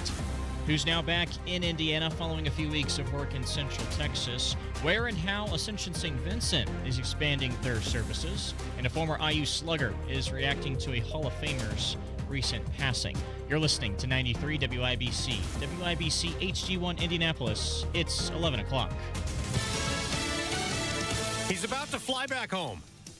I'm Dave Anthony, Fox News. President Trump, who just played a round of golf at his new course in Scotland, went on a 5-day trip ahead of a deadline this week for countries to work out trade deals. The U.S. Trade Representative Jamieson Greer working on sending up to 200 letters by Friday to countries that do not have a trade agreement with the U.S., telling them what additional tariff between 15 and 50% they will pay to import goods. Fox Business Network's Edward Lawrence at the White House. At least 22 people have been killed in Russian attacks in Ukraine, the day after the president shortened his deadline for Russia to stop the war or face new sanctions. Former Russian President Dmitry Medvedev is warning against ultimatums, saying the president should remember 2 things. He says Russia isn't Israel or even Iran. Each new ultimatum is a threat and a step towards war, not between Russia and Ukraine, but with his own country. Fox's Madeline Rivera. Police in Las Vegas are at the home of a killer, investigating the day after Shane Tamura, who drove across the country, went into a New York City building with a rifle and murdered 4 people, including an off-duty police officer working security, and then killed himself. Mr. Tamura has a documented mental health history. NYPD Commissioner Jessica Tisch. Fox's Alexis McAdams is outside the high-rise on Park Avenue, and he says Tamura left a note. It was in his pocket when his body was found, talking about what he says was CTE from his time playing football in high school, and specifically mentioned the NFL. It's important to point out the NFL headquarters are right here, and that's what Mayor Eric Adams of New York City says is the reason this guy came here. An NFL executive was shot and wounded. A sailboat remains sunk under a barge near Miami Beach. The morning after, that barge ran into it, sending 6 kids overboard. The boat and the kids were with the summer program at the Miami Yacht Club's Youth Sailing Foundation. Witnesses to the rescue say everybody was wearing life preservers, but 2 victims, ages 7 and 13, were found dead by first responders. That's Fox's Eben Brown. 2 other children are in critical condition. America's listening to Fox News. 93 WIBC Mobile News. On the level, on the go. Debating on who who should be removed. It's sunny and 85 on Monument Circle. The high today is 94 with a heat advisory in effect. I'm Jarrett Lewis. Here's what's trending at 11:02. President Trump says he's focusing on deporting criminals, but the ACLU of Indiana disagrees. They point to data from the Deportation Data Project showing an 80% jump in deportations across the state since he took office, with many involving people who they say had no criminal record. If that data is correct, I'd say that should raise eyebrows because I've been clearly on record the worst first, and there are many of them out there, and if you're actually involving others, you're not probably doing a good enough job. Governor Mike Braun talking with Wish TV, reacting to the rising number of ICE arrests, a big chunk of them happening at the Marion County Jail, 960 in total, which makes up more than a quarter of the state's arrests. After 20 days of flood response in Kerr County, Texas, members of the Indiana Task Force 1 are back in Indy. Jake McDaniel reports. Task Force members left Indy on the 8th to help out the people, homes, and the camps that were involved. Over 130 Texas people have died in the flood. Indiana Task Force 1 leader Jay Sedergren says one of their biggest challenges was knowing that there's a lot of people there who have loved ones missing. And you know, so that takes a lot to be able to go do that. We're as prepared as we possibly can to go into that. And now that they're back, we covered over 100 miles. Each person did, working the shore banks of the Guadalupe River. So it's extremely important for us to get our folks back reconnected with their families, give them a chance to rest. And he appreciates the hard work his members put into. Jake McDaniel, 93, WIBC Mobile News. A new brain and spine hospital from Ascension St. Vincent, opening on West 86th Street, will serve as a regional hub for advanced brain and spine care for all of Indiana. We are blessed to have the very top specialists in the country right here in Indiana. People do not have to leave home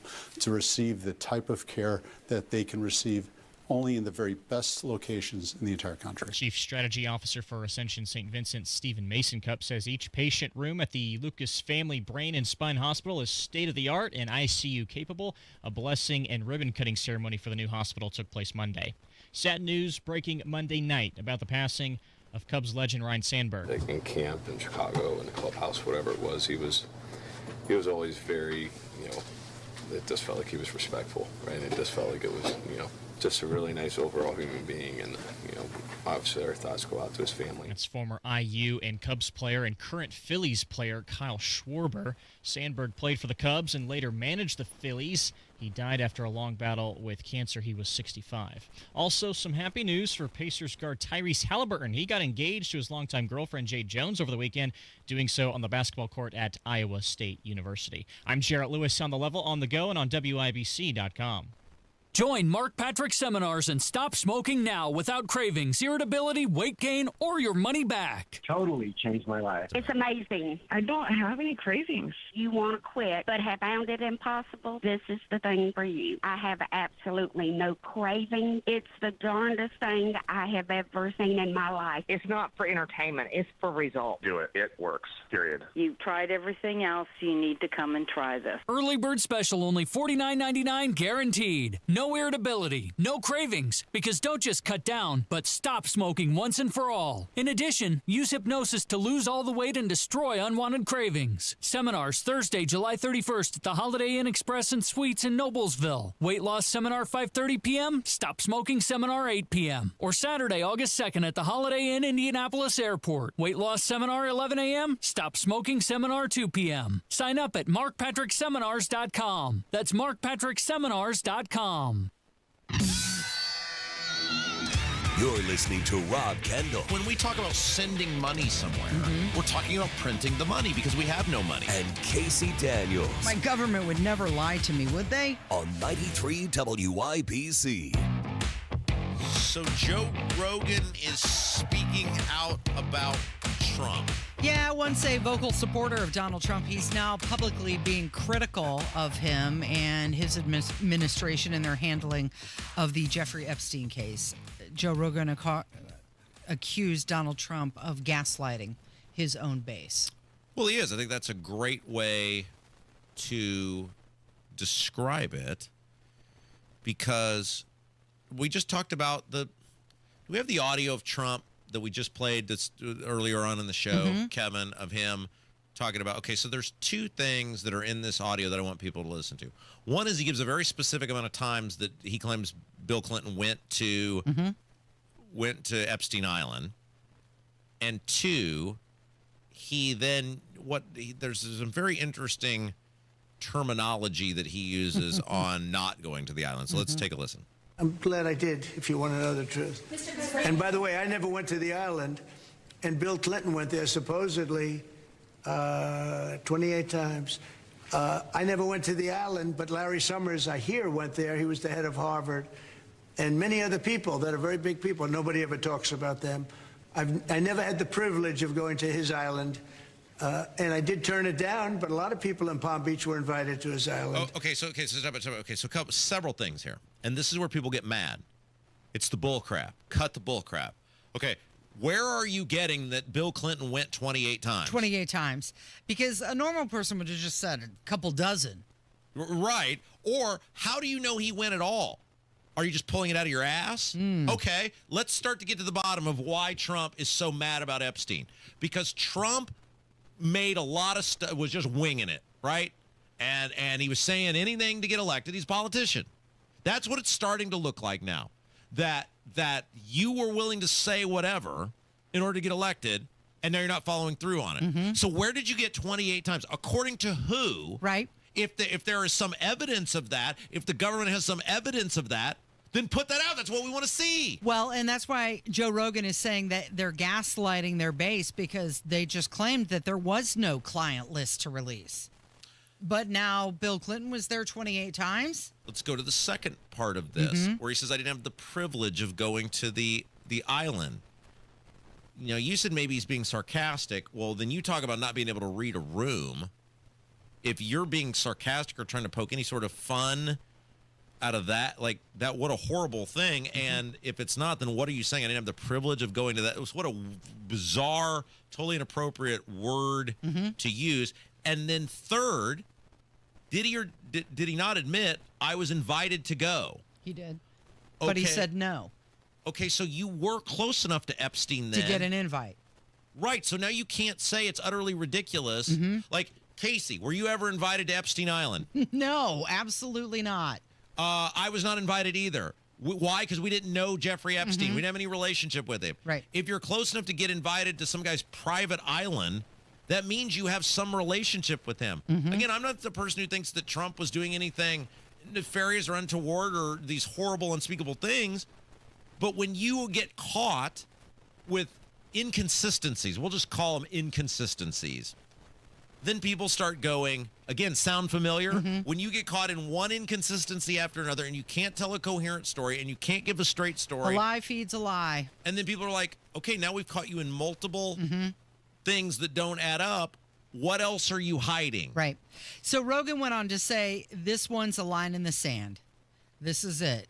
He said Trump was going to come in, drain the swamp, figure everything out, and then they're trying to gaslight you on that.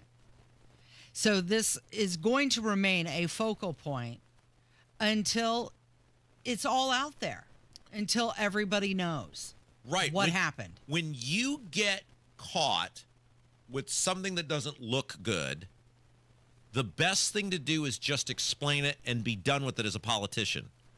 I knew the guy. I associated with the guy. I had multiple meetings with the guy. He was a rich financier. I was in the real estate industry. We talked about a couple deals. I got to know the guy very casually.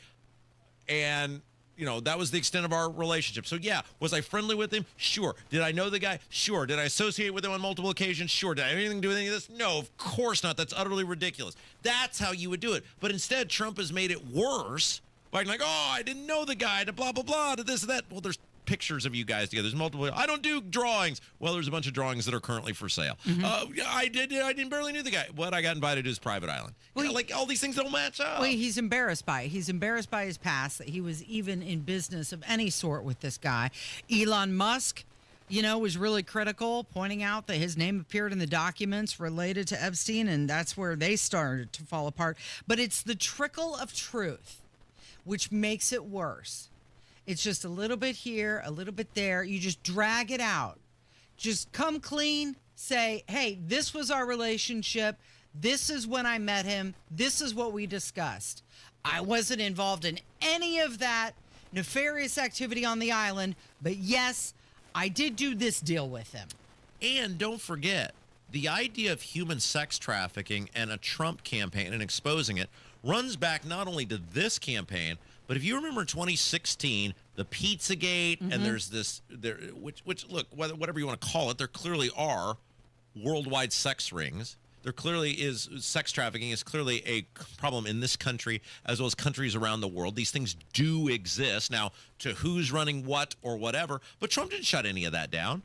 He allowed that to be a thing that happened the first campaign that was out there. So he doesn't get to act like after 8 years or whatever of campaigning in and on and around this, oh, you people are ridiculous. You should let this go. No, people are very concerned about human sex trafficking. They are very concerned about the abuse of children. Again, I come back to, there are people who have made entire careers, like a Chris Hansen, exposing this. There's entire networks of streaming services dedicated to it. There are these people on the internet who are the amateur hunters who do this, who catch these people. Clearly, there are all sorts of people out there who are willing to have sex with underage people, who are meeting what they think are underage people. This is a very, very serious issue. The public is engaged in it. And for Trump to act like, oh, you people are being ridiculous, look at Obama. Yeah, we should look at Obama. We totally should look at Obama and Clinton and all the stuff that they pulled. But we should also be looking at this. Yeah, because you have to consider with the New York high society, and if they were running around within the same group, even if Donald Trump says, I never went to the island, as you mentioned, these are networks, and all of that money is all part of it. So no matter what deal they were doing, chances are it's linked to it somehow. Yeah, so the best thing Trump could do is come out and be completely honest with all the association he had with Epstein. Because again, it's in Trump's mind, and there are a lot of people who are good at, here's a great example, and he just recently passed away. Later on in life, the wrestling community was very critical of Hulk Hogan because he would tell a lot of stories that were just blatant lies, right? And it almost became a running joke, and there are people who would, on podcasts and stuff, would expose these things, and it became like these ridiculous just lies that Hulk Hogan would tell about his career, and people were always joking because your real life is actually fascinating enough you don't have to lie about it. But one of the things that I think happens with entertainers, with people who are beloved by the world, they tell tall tales, right? Like it's sort of, especially as a wrestler, right? Like because the whole thing is a work. You tell these tall tales, and pre-internet or certainly social media where everybody scrutinizes everything you said, you just got away with it for so long. You know, it's part of the charm. It's Mrs. O'Leary's cow in the Chicago fire and, you know, like all of these things, right? But then you never are able to adapt because you spend so long being able to do this. Biden's a great example of this. He told these lies for so many years, these ridiculous things about Amtrak and how long he rode the thing, and nobody ever called him out on it, so it just became second nature. There used to be a character, was it Tim Wilson used to do it, the famous comedian, called Uncle BS, and that was part of his comedy routine, and he would tell these ridiculous stories about places he was and things he encountered. And I think for a guy like Trump, he just exaggerated about so much for so long that it sort of became part of the act. But the problem is, when you're saying we're going to build a wall and make Mexico pay for it, everybody knows Mexico's not paying for the wall, and we'll all shout it, and it's part of the charm, and it's like hitting the note on, when Satisfaction starts at the Rolling Stones concert. Everybody knows what's coming next. The problem is, this ain't that. This is really serious life or death stuff, and for you to be pulling the Trump routine on it, right? On I don't do drawings. Yes, you do, dude. They're all over the place. It completely damages his credibility on other issues then. And after a while, when they start to tell these lies and exaggerate for so long, they start to believe them as well. It becomes part of who they are. And they also start to believe their propaganda. That's not true. And again, like when some guy like Hulk Hogan is lying about whether he was asked to be in Metallica or whether he was asked to do the Mickey Rourke character in The Wrestler, it's easily disprovable stuff. You just chuckle about it and go on. It's not life or death. It's just some guy who's just full of it, right? And we chuckle about it on podcasts and hear it and go our merry way. Trump is the president. He's the president of the United States. He's the most powerful man in the world. And we're dealing with something that is very serious and affects many, many people. And there are kids out there actively being abused in human sex trafficking rings. And he needs to cut the crap, and he needs to come clean. And we need to get to the bottom of what happened here. You're listening to Kendall and Casey. It is 93 WIBC. Hammer and Nigel. Now, the idea of Uber goes against everything we were taught as kids, though. What's that? Never get into a car with a stranger. But there's betting. Now we pay for it.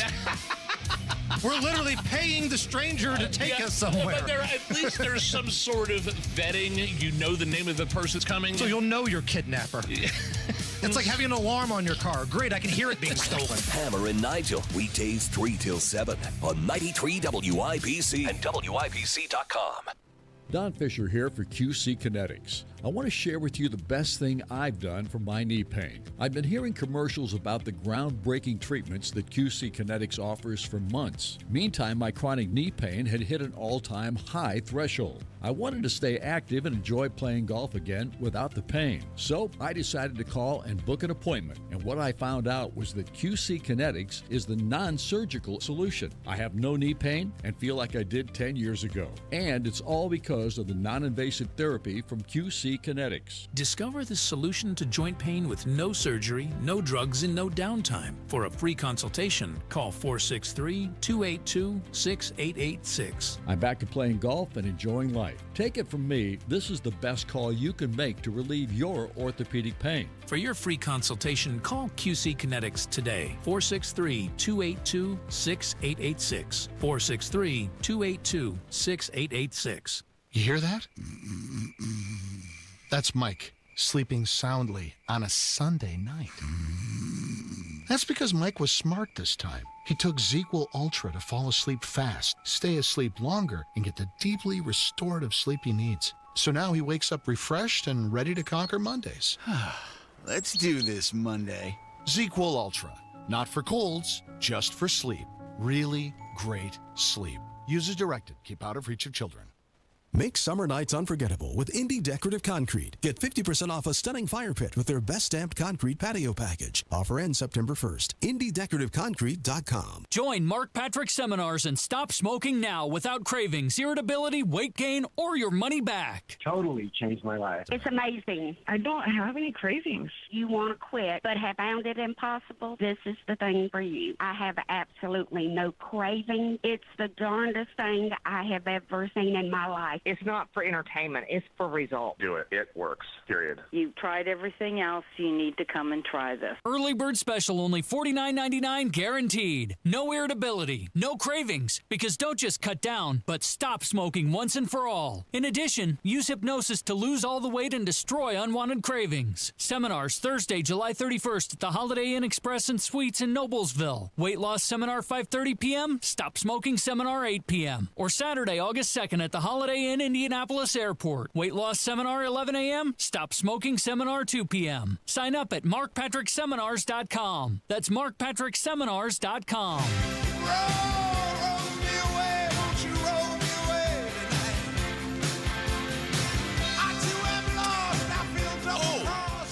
I was like, what are we doing? It's my job to say what we're doing.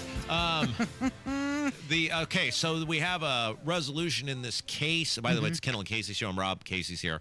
Thank you for joining us today. We have a resolution in the case of the man who was charged with stalking Caitlin Clark, Caitlin Clark, yeah.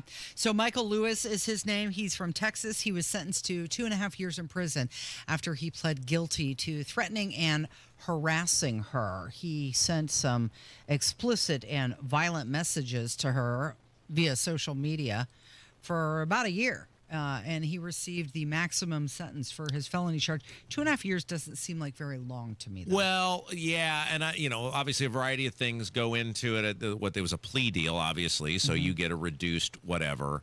Now, some fascinating things came out. The Indy Star, amongst others, have big exposés on this if you want to read all about it. What I thought was interesting was this guy traveled from Dallas, the Dallas area, to Indianapolis. He was in Indianapolis when the police encountered him.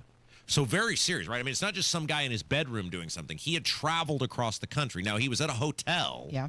And he had sent these messages. The police had an encounter with him. They actually went to the hotel, had a conversation with him, did a welfare check, and then he proceeded to keep sending. It's like they, I guess, decided not to apprehend him or detain him at that time, and then he kept going. Right. Well, they warned him, and he did. He kept going, but now he has a no contact order, and he's got to stay away from Gamebridge and all Indiana Fever events. But he continued to send her messages via social media. He said he got banned from Gamebridge, but maybe he'll go to road games. Yikes. That's scary for her. Well, the judge, I think, even alluded to this, that the guy has some mental health issues, obviously. And I read the Star article, and I thought there was something where the judge had said something about him needing to get mental health, evaluation or help or whatever. And I'll try to find that. I'm not seeing it in the article I'm looking at in front of me. But anyway, clearly, the guy has, some serious issues that are going to need to be vetted out beyond just being incarcerated. It obviously takes him off the street, which is good. But it does also underscore, right? Like, everybody thinks it's cool to be in the public eye. Thinks it's cool to be a public figure. Wouldn't it be neat to have people recognize you when you go places, or people want your autograph or want your picture? There's also a lot of people that are just completely messed up in this world and want to do harm. Yeah. And, for someone like her, she's not bringing the heat on anybody. She's just some person out there playing basketball, and you feel really bad for her because she's subjected to something like this when all she wants to do is just entertain people and give people a good time. Yeah, I think about this, like, everybody always comments on how popular and how skilled she is athletically and how much money she has for all of the brands that she's promoting. But at the same time, you have to think this was a 22-year-old woman in a strange town who just moved here, recent college graduate, and you've got this guy sending her creepy messages, who's in an imaginary relationship with her. Like, it kind of brings it back down to, like, yeah, she's just a young woman who's starting out in her career as well. Well, think about this. She's basically the same age as your daughter. She is the same age as my daughter. Who has just moved across the country, starting her career. Yeah, you just touched on a great point, which is we lose sight of this, not just with her, but with these athletes collectively, because we see them as because of the attention that you get, you see them because they're in an adult world, and they're in an industry which is consumed by adults, that you lose sight of the fact that picture what you were like, right? Like, I think about like when I was 23 or 24 years old, I started my first business at 22. But in terms of, so I had a pretty good hand, and that ended up being a pretty successful business. And I bought a radio station at 24. So I had a pretty good understanding of the adult world. But I even think about, like, all the stupid stuff I did. Like, would I have been able to handle the magnitude of, it's one thing to own a couple businesses and buy some stuff and whatever. But the magnitude at that age of being how to navigate that? Right. Like, you lose sight of the fact that these people, they don't, you get experience over time. They don't just plop you down and then you have to do this. Obviously, she is, as she elevated.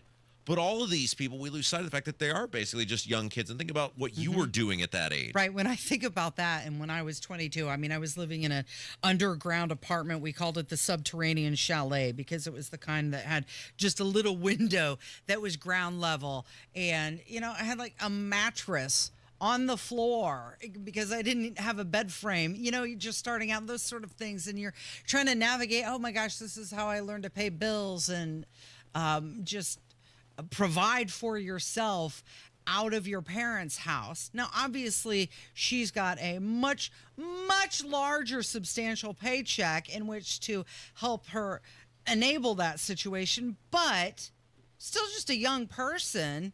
And you've got this guy who's being a total creeper. And it also shows that, just the online harassment, how it can turn into the real world situation. Yeah. And you lose, look, it's what you give up. And it's like, don't cry for me, Argentina. These people live charmed lives, but you give up. You don't realize how much you need normalcy until you don't have it. And these people give up, whether it's a Caitlin Clark or the Taylor Swifts or, any athlete, right, of any sort of high profile, give up their, really, it sounds weird to say, but like their right to normalcy. Like that's the trade-off is you get all this money, you get this fame, you get this adulation, you get this stuff, you get this lavish lifestyle, and you can turn it off like when you're not in season. You can, in the off season, go retreat to whatever compound you've got. Right, but in season, you can't go into an Arby's. Right, you can't. You Right. simply, you give up the ability to do that, and it's just something we lose sight of until something like this hits and you realize there are nutbags out there. There are And crazy people. Did you know that she was dealing with this? How does it affect her gameplay and her environment around her teammates? Because she's living in fear when she's unprotected. Drew asked on the YouTube, has anyone ever asked me for my autograph? At the night with WIBC, yes. I kind of think it, like, we get a lot of pictures. People want to take pictures. Yeah. I don't think I'm famous enough that people would want my signature. Like, it's not going to appreciate in value. But we do get a lot of people who want pictures or whatever. People want to come up and talk. And I don't pretend to in any way be close to anything to this. Although, we do get a lot of people who hate us. And we do get a lot of fun things in the mail and things like that. But anyway, nothing. We have had threats before. I don't think... I've been asked for my autograph before. More than anything, what I notice is people, what do you think of this? Oh, yeah. Yeah. Because they hear us talking about it every day, and then, like my neighbor is always asking me. Okay, so James Briggs, a friend of the show, columnist of the Indy Star, has a fabulous piece on what just a wretched, rotten dude Diego Morales is. And it's opinion, so we'll read some of his opinions when we come back. It's Kendall and Casey on 93 WIBC. An official message from Medicare. I'm saving money on my Medicare prescriptions. Maybe you can save too. With Medicare's Extra Help program, my premium is zero and my out-of-pocket costs are low. Who should apply? Single people making less than $24,000 a year or married couples who make less than $32,000. Even if you don't think you qualify, it pays to find out. Go to ssa.gov/extrahelp. Paid for by the U.S. Department of Health and Human Services. Hey, it's Big Joe for your trusted local independent America's Standard heating and air conditioning dealer, Reinhardt Heating and Cooling. Owner Danny Reinhardt's daughter, Kim, says her dad has a daily influence on the way customers are treated. Dad's built a great business, and it's an honor to be able to keep carrying it on, and his work ethic and the way he treats customers, and that's something that I want to carry on and treat people the same way. You can call on Reinhardt Heating and Cooling at 317-745-4526. Reinhardt is your trusted local independent American Standard dealer. 93 WIBC Mobile News. On the level, on the go. Talking Indiana ICE arrests. I'm Jarrett Lewis. Here's what's trending at 11:30. Since September of 2023, ICE has made more than 3,600 arrests across the state of Indiana, according to data from the Deportation Data Project. 960 of those arrests were made in Marion County. The numbers are disappointing to the ACLU of Indiana. Conflating those people with folks who have actual violent criminal convictions means that we're doing away with this principle of innocent until proven guilty. ACLU Indiana Executive Director Chris Daly says not all of those people arrested have a criminal record. Members of Indiana Task Force 1 are back in the state after spending about 3 weeks in Central Texas, assisting flood victims and conducting search efforts. And Ascension St. Vincent is celebrating the opening of the Lucas Family Brain and Spine Hospital in northern Indianapolis. A blessing and ribbon-cutting ceremony was held on Monday. I'm Jarrett Lewis on the level, on the go, and on WIBC.com. Oh no, stomach issues again? Stomach issues? Who are you? Your pancreas. I could be the real reason for your diarrhea, gas, bloating, stomach pain, or loose oily stools. I thought it was my stomach. People often do, but any of these symptoms could mean having a condition called exocrine pancreatic insufficiency, or EPI. With EPI, the pancreas doesn't release enough enzymes to break down food, but EPI is manageable. Use the symptom checker on identifyepi.com and speak with your doctor. That's identifyepi.com. Sponsored by AbbVie. I'm a grandson, a son, I'm an employee and a mentor. I'm a father to 2 beautiful kids and a husband to an amazing wife. And I have a substance use disorder.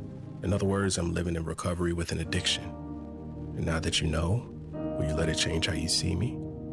It's okay to see my addiction, but I want you to know it's people choosing to see me as a person that changed my life. See the person, not just their disease. Learn more at cbeyondtheaddiction.org.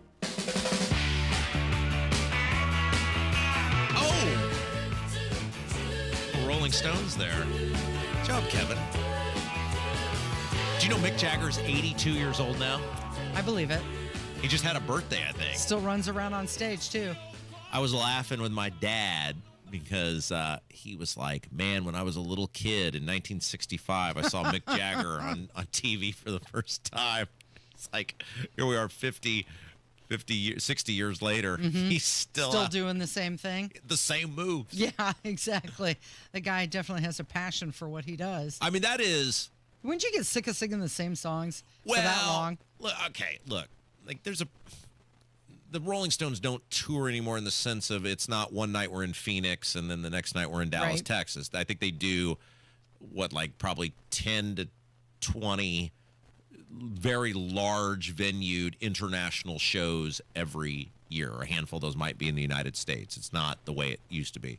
So I think at this point, it's sort of like we jet in, we do the dealio. Right, and we leave. I slide around the stage for an hour and 30 minutes. I have a plane waiting. I'm right back where I started from before the sun sets. Yeah.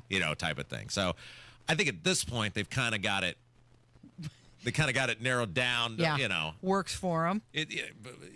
But anyway, all of that said, a good choice by just 82 years old and still. I hope I have that energy. Well, I mean, it is amazing to think him and what I was when my dad and I were talking about this, I was laughing because the Rolling Stones, and this must have been like 2002, had a big comeback. They had not toured for quite a while, and they had a big comeback, and HBO had a big special. And Ron Wood, who is the bass.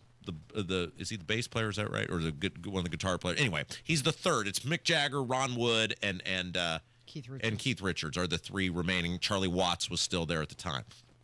But Ron Wood is a couple years younger than the rest of them. He was in the Small Faces with Rod Stewart. They came up together. So I think Ron Wood is like 4 or 5 years younger, which would make him in late 70s now. But at the time, the Rolling Stones were 60, like they were 60 years old or something like that.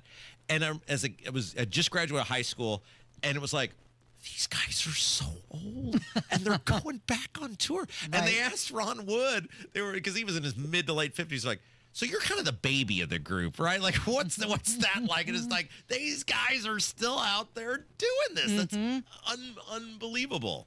When they were younger, they used to alternate when the Beatles and the Rolling Stones would release a song. Oh, yeah. Because they never wanted to do it on the same week. Yeah. Because they knew they'd be competing for the top spot. There is a theory, and it's true. My very, very good friend and mentor, Jay Baker, told me this years ago. And when you think about it, like it blows you away when you actually, it is accurate. From 1969 to 1974 is the greatest 5-year window in the history of the world when it comes to music, because you basically had every great rock star or band. Now, were all of them at the pinnacle? No, of course not. But you basically had them all active, mainstream, and accessible at one time. And I'm talking everything from Elvis to the Beatles to the Rolling Stones to Frank Sinatra to the very young Bruce Springsteen. I mean, all of that, Led Zeppelin, all of that, Rod Stewart, all these guys happening at the same time in a 5-year window were all active and mainstream and together, and that is unbelievable. Yeah, and then you've got them all switching who they want to play with, like Eric Clapton coming in saying, I like what you do, let's do this. Yeah, unbelievable. Anyway, okay, so we talked about this a little bit earlier in the program. Indy Star is on fire today, which again, like I said this before, and I'll say it again, I'll keep saying it. Diego Morales is a genuinely stupid individual. Like there are some of these politicians who I look at and go, that guy is really bright, and that sucks because he's pretty maniacal, but he's really good at what he does. Diego Morales, if you have a conversation, the Indiana Secretary of State, he is a genuinely stupid individual. Well, I think he thinks he's smarter than what he is, which is the problem. Right. Like, and so as a result of this... You know your limitations. Exactly. And as a result of this, it really helps us in the media because he keeps he keeps running his mouth, he keeps putting himself in position, doing things that draw attention to who he is and what just a rotten person he is, and how he is in 24/7 campaign mode and is willing to use whatever resource available to him to remain in 24/7 campaign mode. Okay, use whatever resource is available to him. And the resource last week was the Motor Vehicle Advisory Board meeting, where he launches into So what happened was we did a big thing about his campaign finance report and all the red flags that were in that. The Indy Star did a big expose and all the red flags in his campaign finance report. And because there are a lot of red flags that he didn't want to answer, he just launches into unprompted at the Motor Vehicle Advisory Board, where it's like, we're just making sure the motor vehicle people are obeying the laws and, acting in a upright and reputable fashion. A 15-minute tirade centering around the fake news. And who's he named? We know that's what set him off, because he named us and the Star. Well, many other people have covered the Diego Morales shenanigans over the years, the Capitol Chronicle, the TV stations, the Indy Reporter guy. But he went after us and the Star because that made him mad, because people are like, yeah, this seems kind of sketchy, some of the stuff going on here. We'd like to know more about it. And who knows who barked at him as a result of that. Right, absolutely. Well, he insisted that he didn't care about the critics. Really? Going on and on about it for 15 minutes shows that you do care. Yeah, and let's review what Diego Morales is. He's a 24/7 campaigner who is using your money to do it. When he talks about, I go to this county and I go to that county, you're not using your own car, your own gas. What the hell else do you have to do all day? You go places with taxpayer resources on taxpayer time, getting paid by taxpayers. Right. That's what you do, dude. Right. No, you going to a county fair, you don't get a pat on the back for that. You going to some county and presenting a check of taxpayer money that you put your own name on, by the way, which is totally gross. You don't get a benefit for that. And he wants you to mistake that for being some above and beyond thing. We had the same thing with Micah, when Micah's like, well, I need this car because I go to all these counties. You don't have to go to all these counties. You going to the candy store, Micah, or you going to the music store and doing a drum solo, or you going to the Pizza King, does nothing for the taxpayers. You could meet with all these people on Zoom. You get zero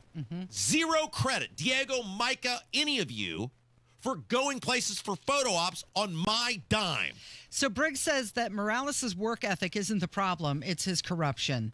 It's that Morales is crisscrossing Indiana's 92 counties, as he put it, in a taxpayer-funded $90,000 Yukon Denali. But Briggs goes on to say, while we're on this point, why is Morales driving 2,000 miles per month anyway? Exactly. Is that an efficient use of time for the Secretary of State? So let's say the quiet part out loud. He is gaming the system for his reelection by using your money, you being the people hearing us right now, taxpayer money, to campaign 24 hours a day, 7 days a week in a luxurious automobile. It's like franked mail, only the mobile version. Perfect, Casey. That's exactly what it is. That's exactly what he's doing. And he wants you to pat him on the back.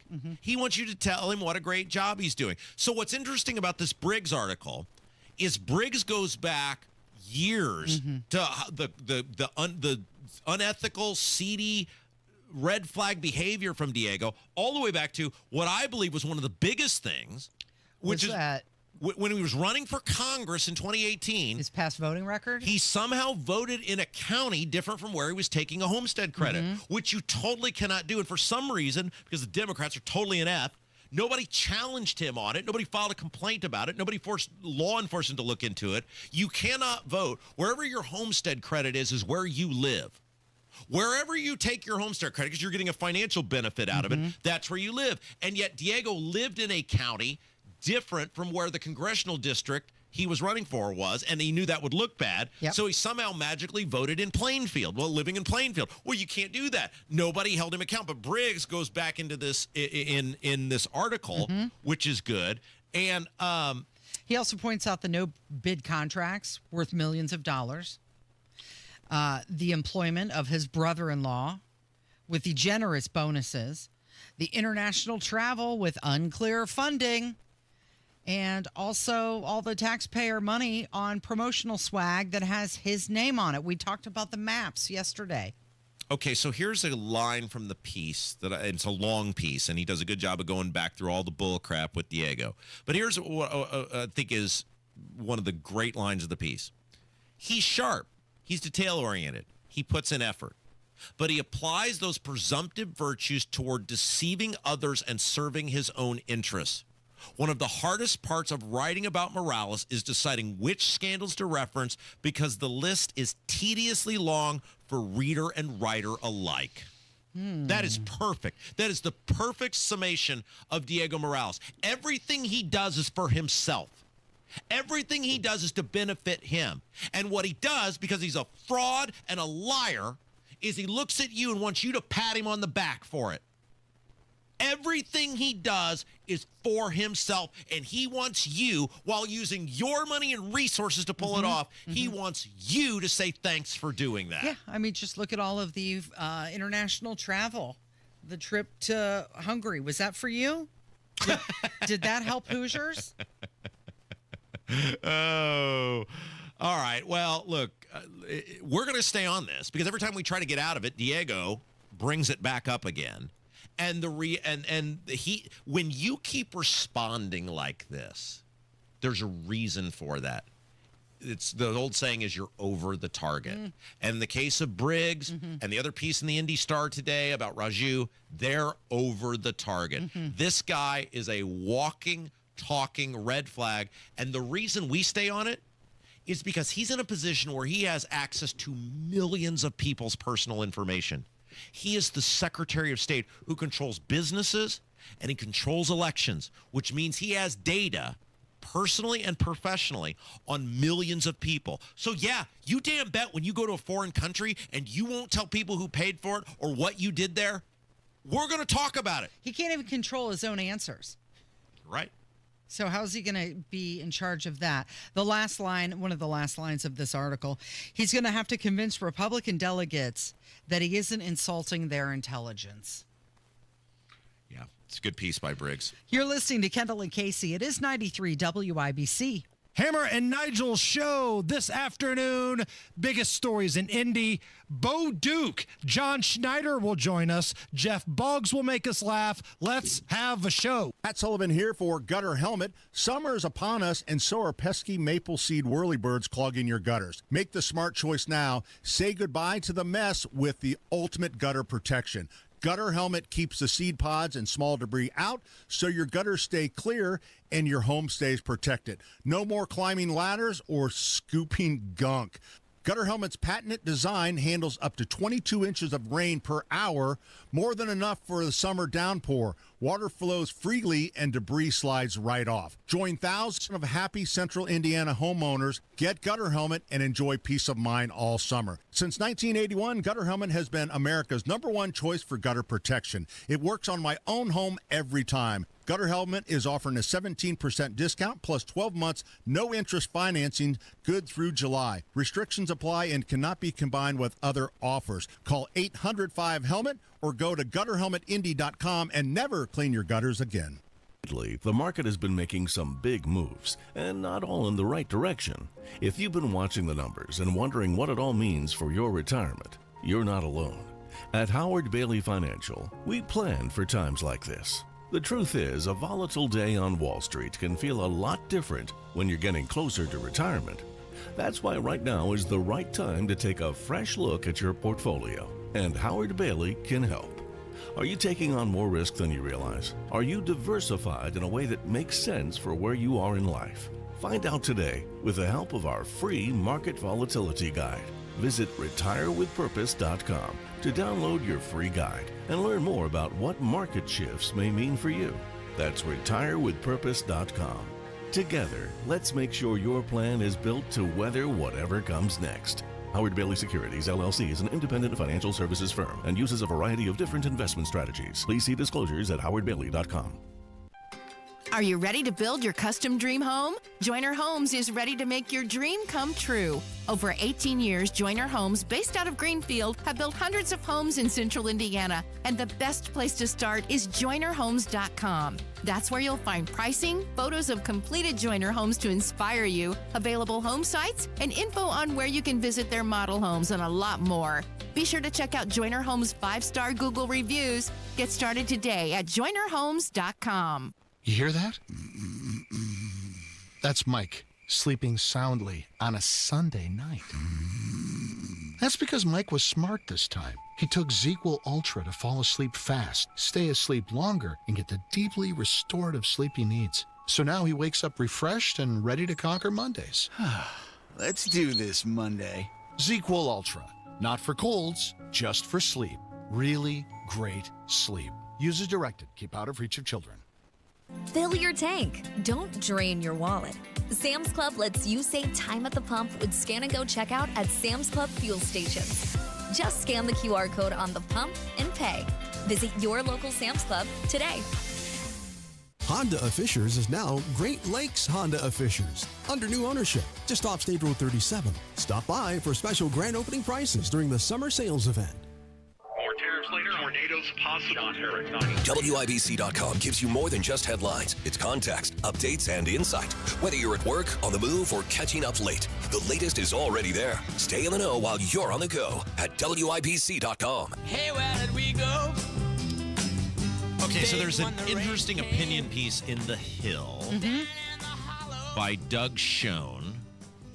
Doug Schoen, people, you would recognize him if you saw him on, he's been on television for years. He's a longtime Democrat strategist. He was an advisor to Bill Clinton. They bring him out on all the cable networks now. He's a pretty mainstream, moderate Democrat, sort of in the mold of a President Bill Clinton. He'll speak highly of, he gives honest assessments of Democrats. He will speak highly of Republicans. Just kind of a respected guy. And he has this new piece about the idea of AOC running for or even winning the presidency. Yeah. And he says the title is President Ocasio-Cortez isn't as far of a reach as it once was. And he goes into, starts out with her voting record on Israel. Yeah. And how she voted for the Iron Dome after, obviously, she's made many statements critical of Israel, whether they're anti-Semitic or not. I'll leave that up to other people. But clearly she's on the far left in her actual worldview. But he noted how not only did she vote to fund the Iron Dome, which all the rest of the squad voted against it, she also previously got real lippy about Israel and the Iron Dome. Well, in 2021, she voted present. Right. And on continued funding. Then the piece goes into sort of where she's positioned, how much money she's been able to raise. And what's interesting to me is how much guys like this dude running for mayor of New York or this lunatic in Minnesota, how if they win these mayor's races may screw it up for her, because she is far left, but she's power hungry enough that she's willing to put her ideology aside if it means her own personal benefit. And so, like, a lot of people think she may challenge Schumer. She can run for the presidency. What's she going to do? Right. She's casting these votes because politically they will endear her to fundraisers et al. Who'll be like, yeah, she's left, but, she'll listen. When the money's laid down, she'll listen. But these true believers, for lack of a better term, like the guy in New York or the Minneapolis dude, they could screw it all up for her because they get a lot of attention. They get the spotlight. They are the socialists. And if they become the face of the left, it's going to make a lefty like her less likely to succeed nationally because people are like, nope, no thank you. Well, in regards to the guy who's running for mayor in New York, Mamdani, a lot of people are very nervous, especially after what happened with that active shooter situation in New York yesterday, because this is a guy who's out there saying, defund the police. What are you going to do in a situation like that if you've defunded the police? But AOC has fundraising power. She raised $15.4 million this past year, double that of Mike Johnson, the House Speaker. Yeah, here's the problem with someone like her, though. It's like, Kev will appreciate this. It's like finally getting to go out with the girl you always wanted to go out with. And the idea of it is almost always better than the thing of it itself, right? Like it's like the dog that catches the car. What do you do with it now? And in the sense of her, yes, in the abstract, the idea of her, or if you're a lefty person, the fighter, the cable TV version of her, sure, that's awesome. She's an activist dream. The problem is, and you're seeing this with these votes, she ain't really all that true of a believer, because we know she hates Israel. But yet, when it came time to push or shove,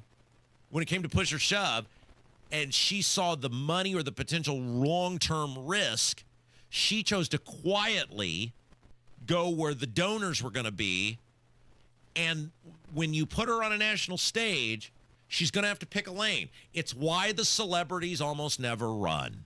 It's why Matthew, because they have to give their opinion. Why does The Rock or the Oprah never actually run for president? Because, hey, Mr. Rock, now you've got to take a position on should little kids be able to chop off their penis. Which means a pay cut. Well, right, you're right on that. But the biggest part is it's easy to smile and go, isn't The Rock magnanimous? Isn't The Rock just the greatest, nicest guy? Oprah gives everyone a car. Isn't she wonderful? Hey, Oprah, what's your view on letting 15 million people illegally into the country? Well, as soon as you have a view on that, you start pissing people off. It's why Matthew McConaughey didn't run for governor of Texas, because all right. That's not a policy position. With this woman, AOC, once she gets on a national stage, you can raise all the money in the world. Now you got to pick a lane. And on a national stage, when she gets pressed on voting for the Iron Dome, well, now you're going to piss off a whole bunch of people who don't follow it all that closely. Right, she's going to alienate her progressive base. Right.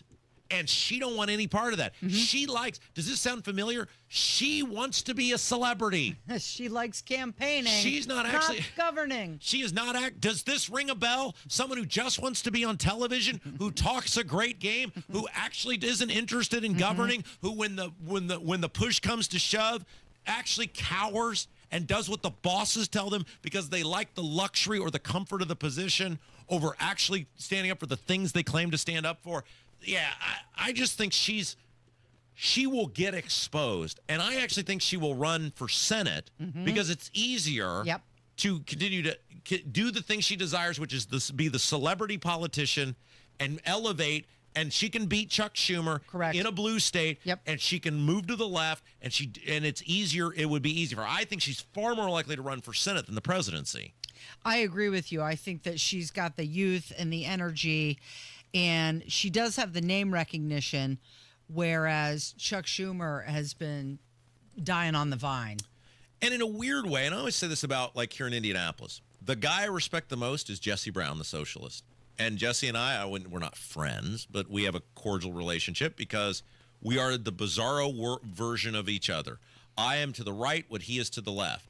But we know where each other is, and we are respectful to each other, and we have fun with each other, and we know that each other thinks the other one is crazy, but we're honest. And that the dude in New York or the dude in Minneapolis, I got way more respect for them than I do someone like AOC because she's a fraudster. She'll do whatever's best for her. Those guys are true believers, man. Well, you've heard the stories. You know, she's just a bartender from the Bronx, and I think it was Benny Johnson who did a big expose on her that she's not from the Bronx. She may have lived there after college, but she grew up in an affluent neighborhood. So the I grew up poor, woe is me story is complete fraud.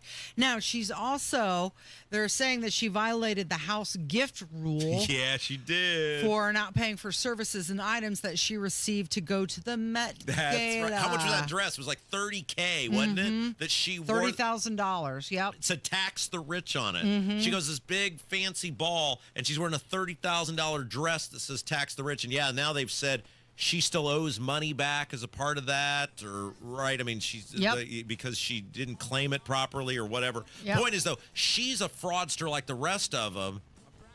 And I will always have way more respect for the true believer. You can be completely nuts. If you're a true believer and you walk the walk and talk the talk, we can go back and forth all day. People like her, she'll get exposed. Thank you, Rob. Thank you, Kevin. Thank you for listening today. It's been Kendall and Casey on 93 WIBC.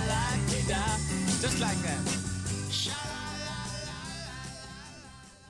It's Hammer and Nigel for Window Nation. You've been trying to stay cool during the dog days of summer, but if your windows are old and drafty, that might be hard to do. If the summer heat is seeping into your home and your utility bills keep rising, your windows could be the culprit. Save yourself from another month of discomfort by replacing your windows today with Window Nation. Right now, you can get 50% off all windows, plus 0 interest for 5 whole years. You heard that right. When you choose Window Nation to replace your windows, you won't pay any interest until 2030. Details at windownation.com. And did I mention they'll get the job job done in 1 day or less. Their installation crews have over a decade of experience, so you can feel comfortable knowing your windows are installed right the first time. I don't know about you, but I wouldn't want to procrastinate another day if I found a window company this good. Do not miss out on Window Nation's biggest deal of the year. 50% off all window styles right now. And remember, that comes with 0 interest until 2030. 866-90-NATION. That's 866-90-NATION, or visit windownation.com. Have recent storms caused damage to your roofing or siding? Cochran Exteriors is now offering free inspections to assess the condition of your home, from blown-offs to full replacements. Cochran Exteriors knows the insurance process and will make your home as good as new as fast as possible. Trust a company that was here before the storm and will be long after. For your free, no-obligation consultation, schedule today at CochranExteriors.com or call 317-ROOFING. Cochran Exteriors, referred for a reason for over 15 years. Lanny went to college and racked up huge debt. A little bit over $100,000. For a degree he couldn't use? Now what? I had a friend that went to my computer career. They even helped him get hired immediately after graduation. One of the things I love about IT is that you can work from anywhere you want. You could become an IT pro in just months, including cybersecurity and the basics of AI with 0 experience at mycomputercareer.edu. My Computer Career, an elite CompTIA certification partner. It worked for me, and I know it can work for you. This is one student's experience. Individual results vary. This is Joe Cordell of Cordell & Cordell. Cordell & Cordell is the largest family law firm in the country, with over 35 years of helping clients navigate divorce. That does give us certain advantages, for example, in experience and resources. But being big doesn't mean less personal or less local. Our attorneys live and work in your community, and as neighbors, they understand the challenges your families face. If you're a guy facing divorce, remember, Cordell & Cordell, a partner you can count on. 101 West Ohio, Indianapolis. CordellCordell.com. Stay on your home court with Franciscan Health's top-rated cardiac heart care. No traveling, no waiting. Just award-winning heart care right where you live. Rated #1 in Indiana 2 years in a row for cardiology and cardiac care by Health Grades, Franciscan Health offers first-in-the-world treatments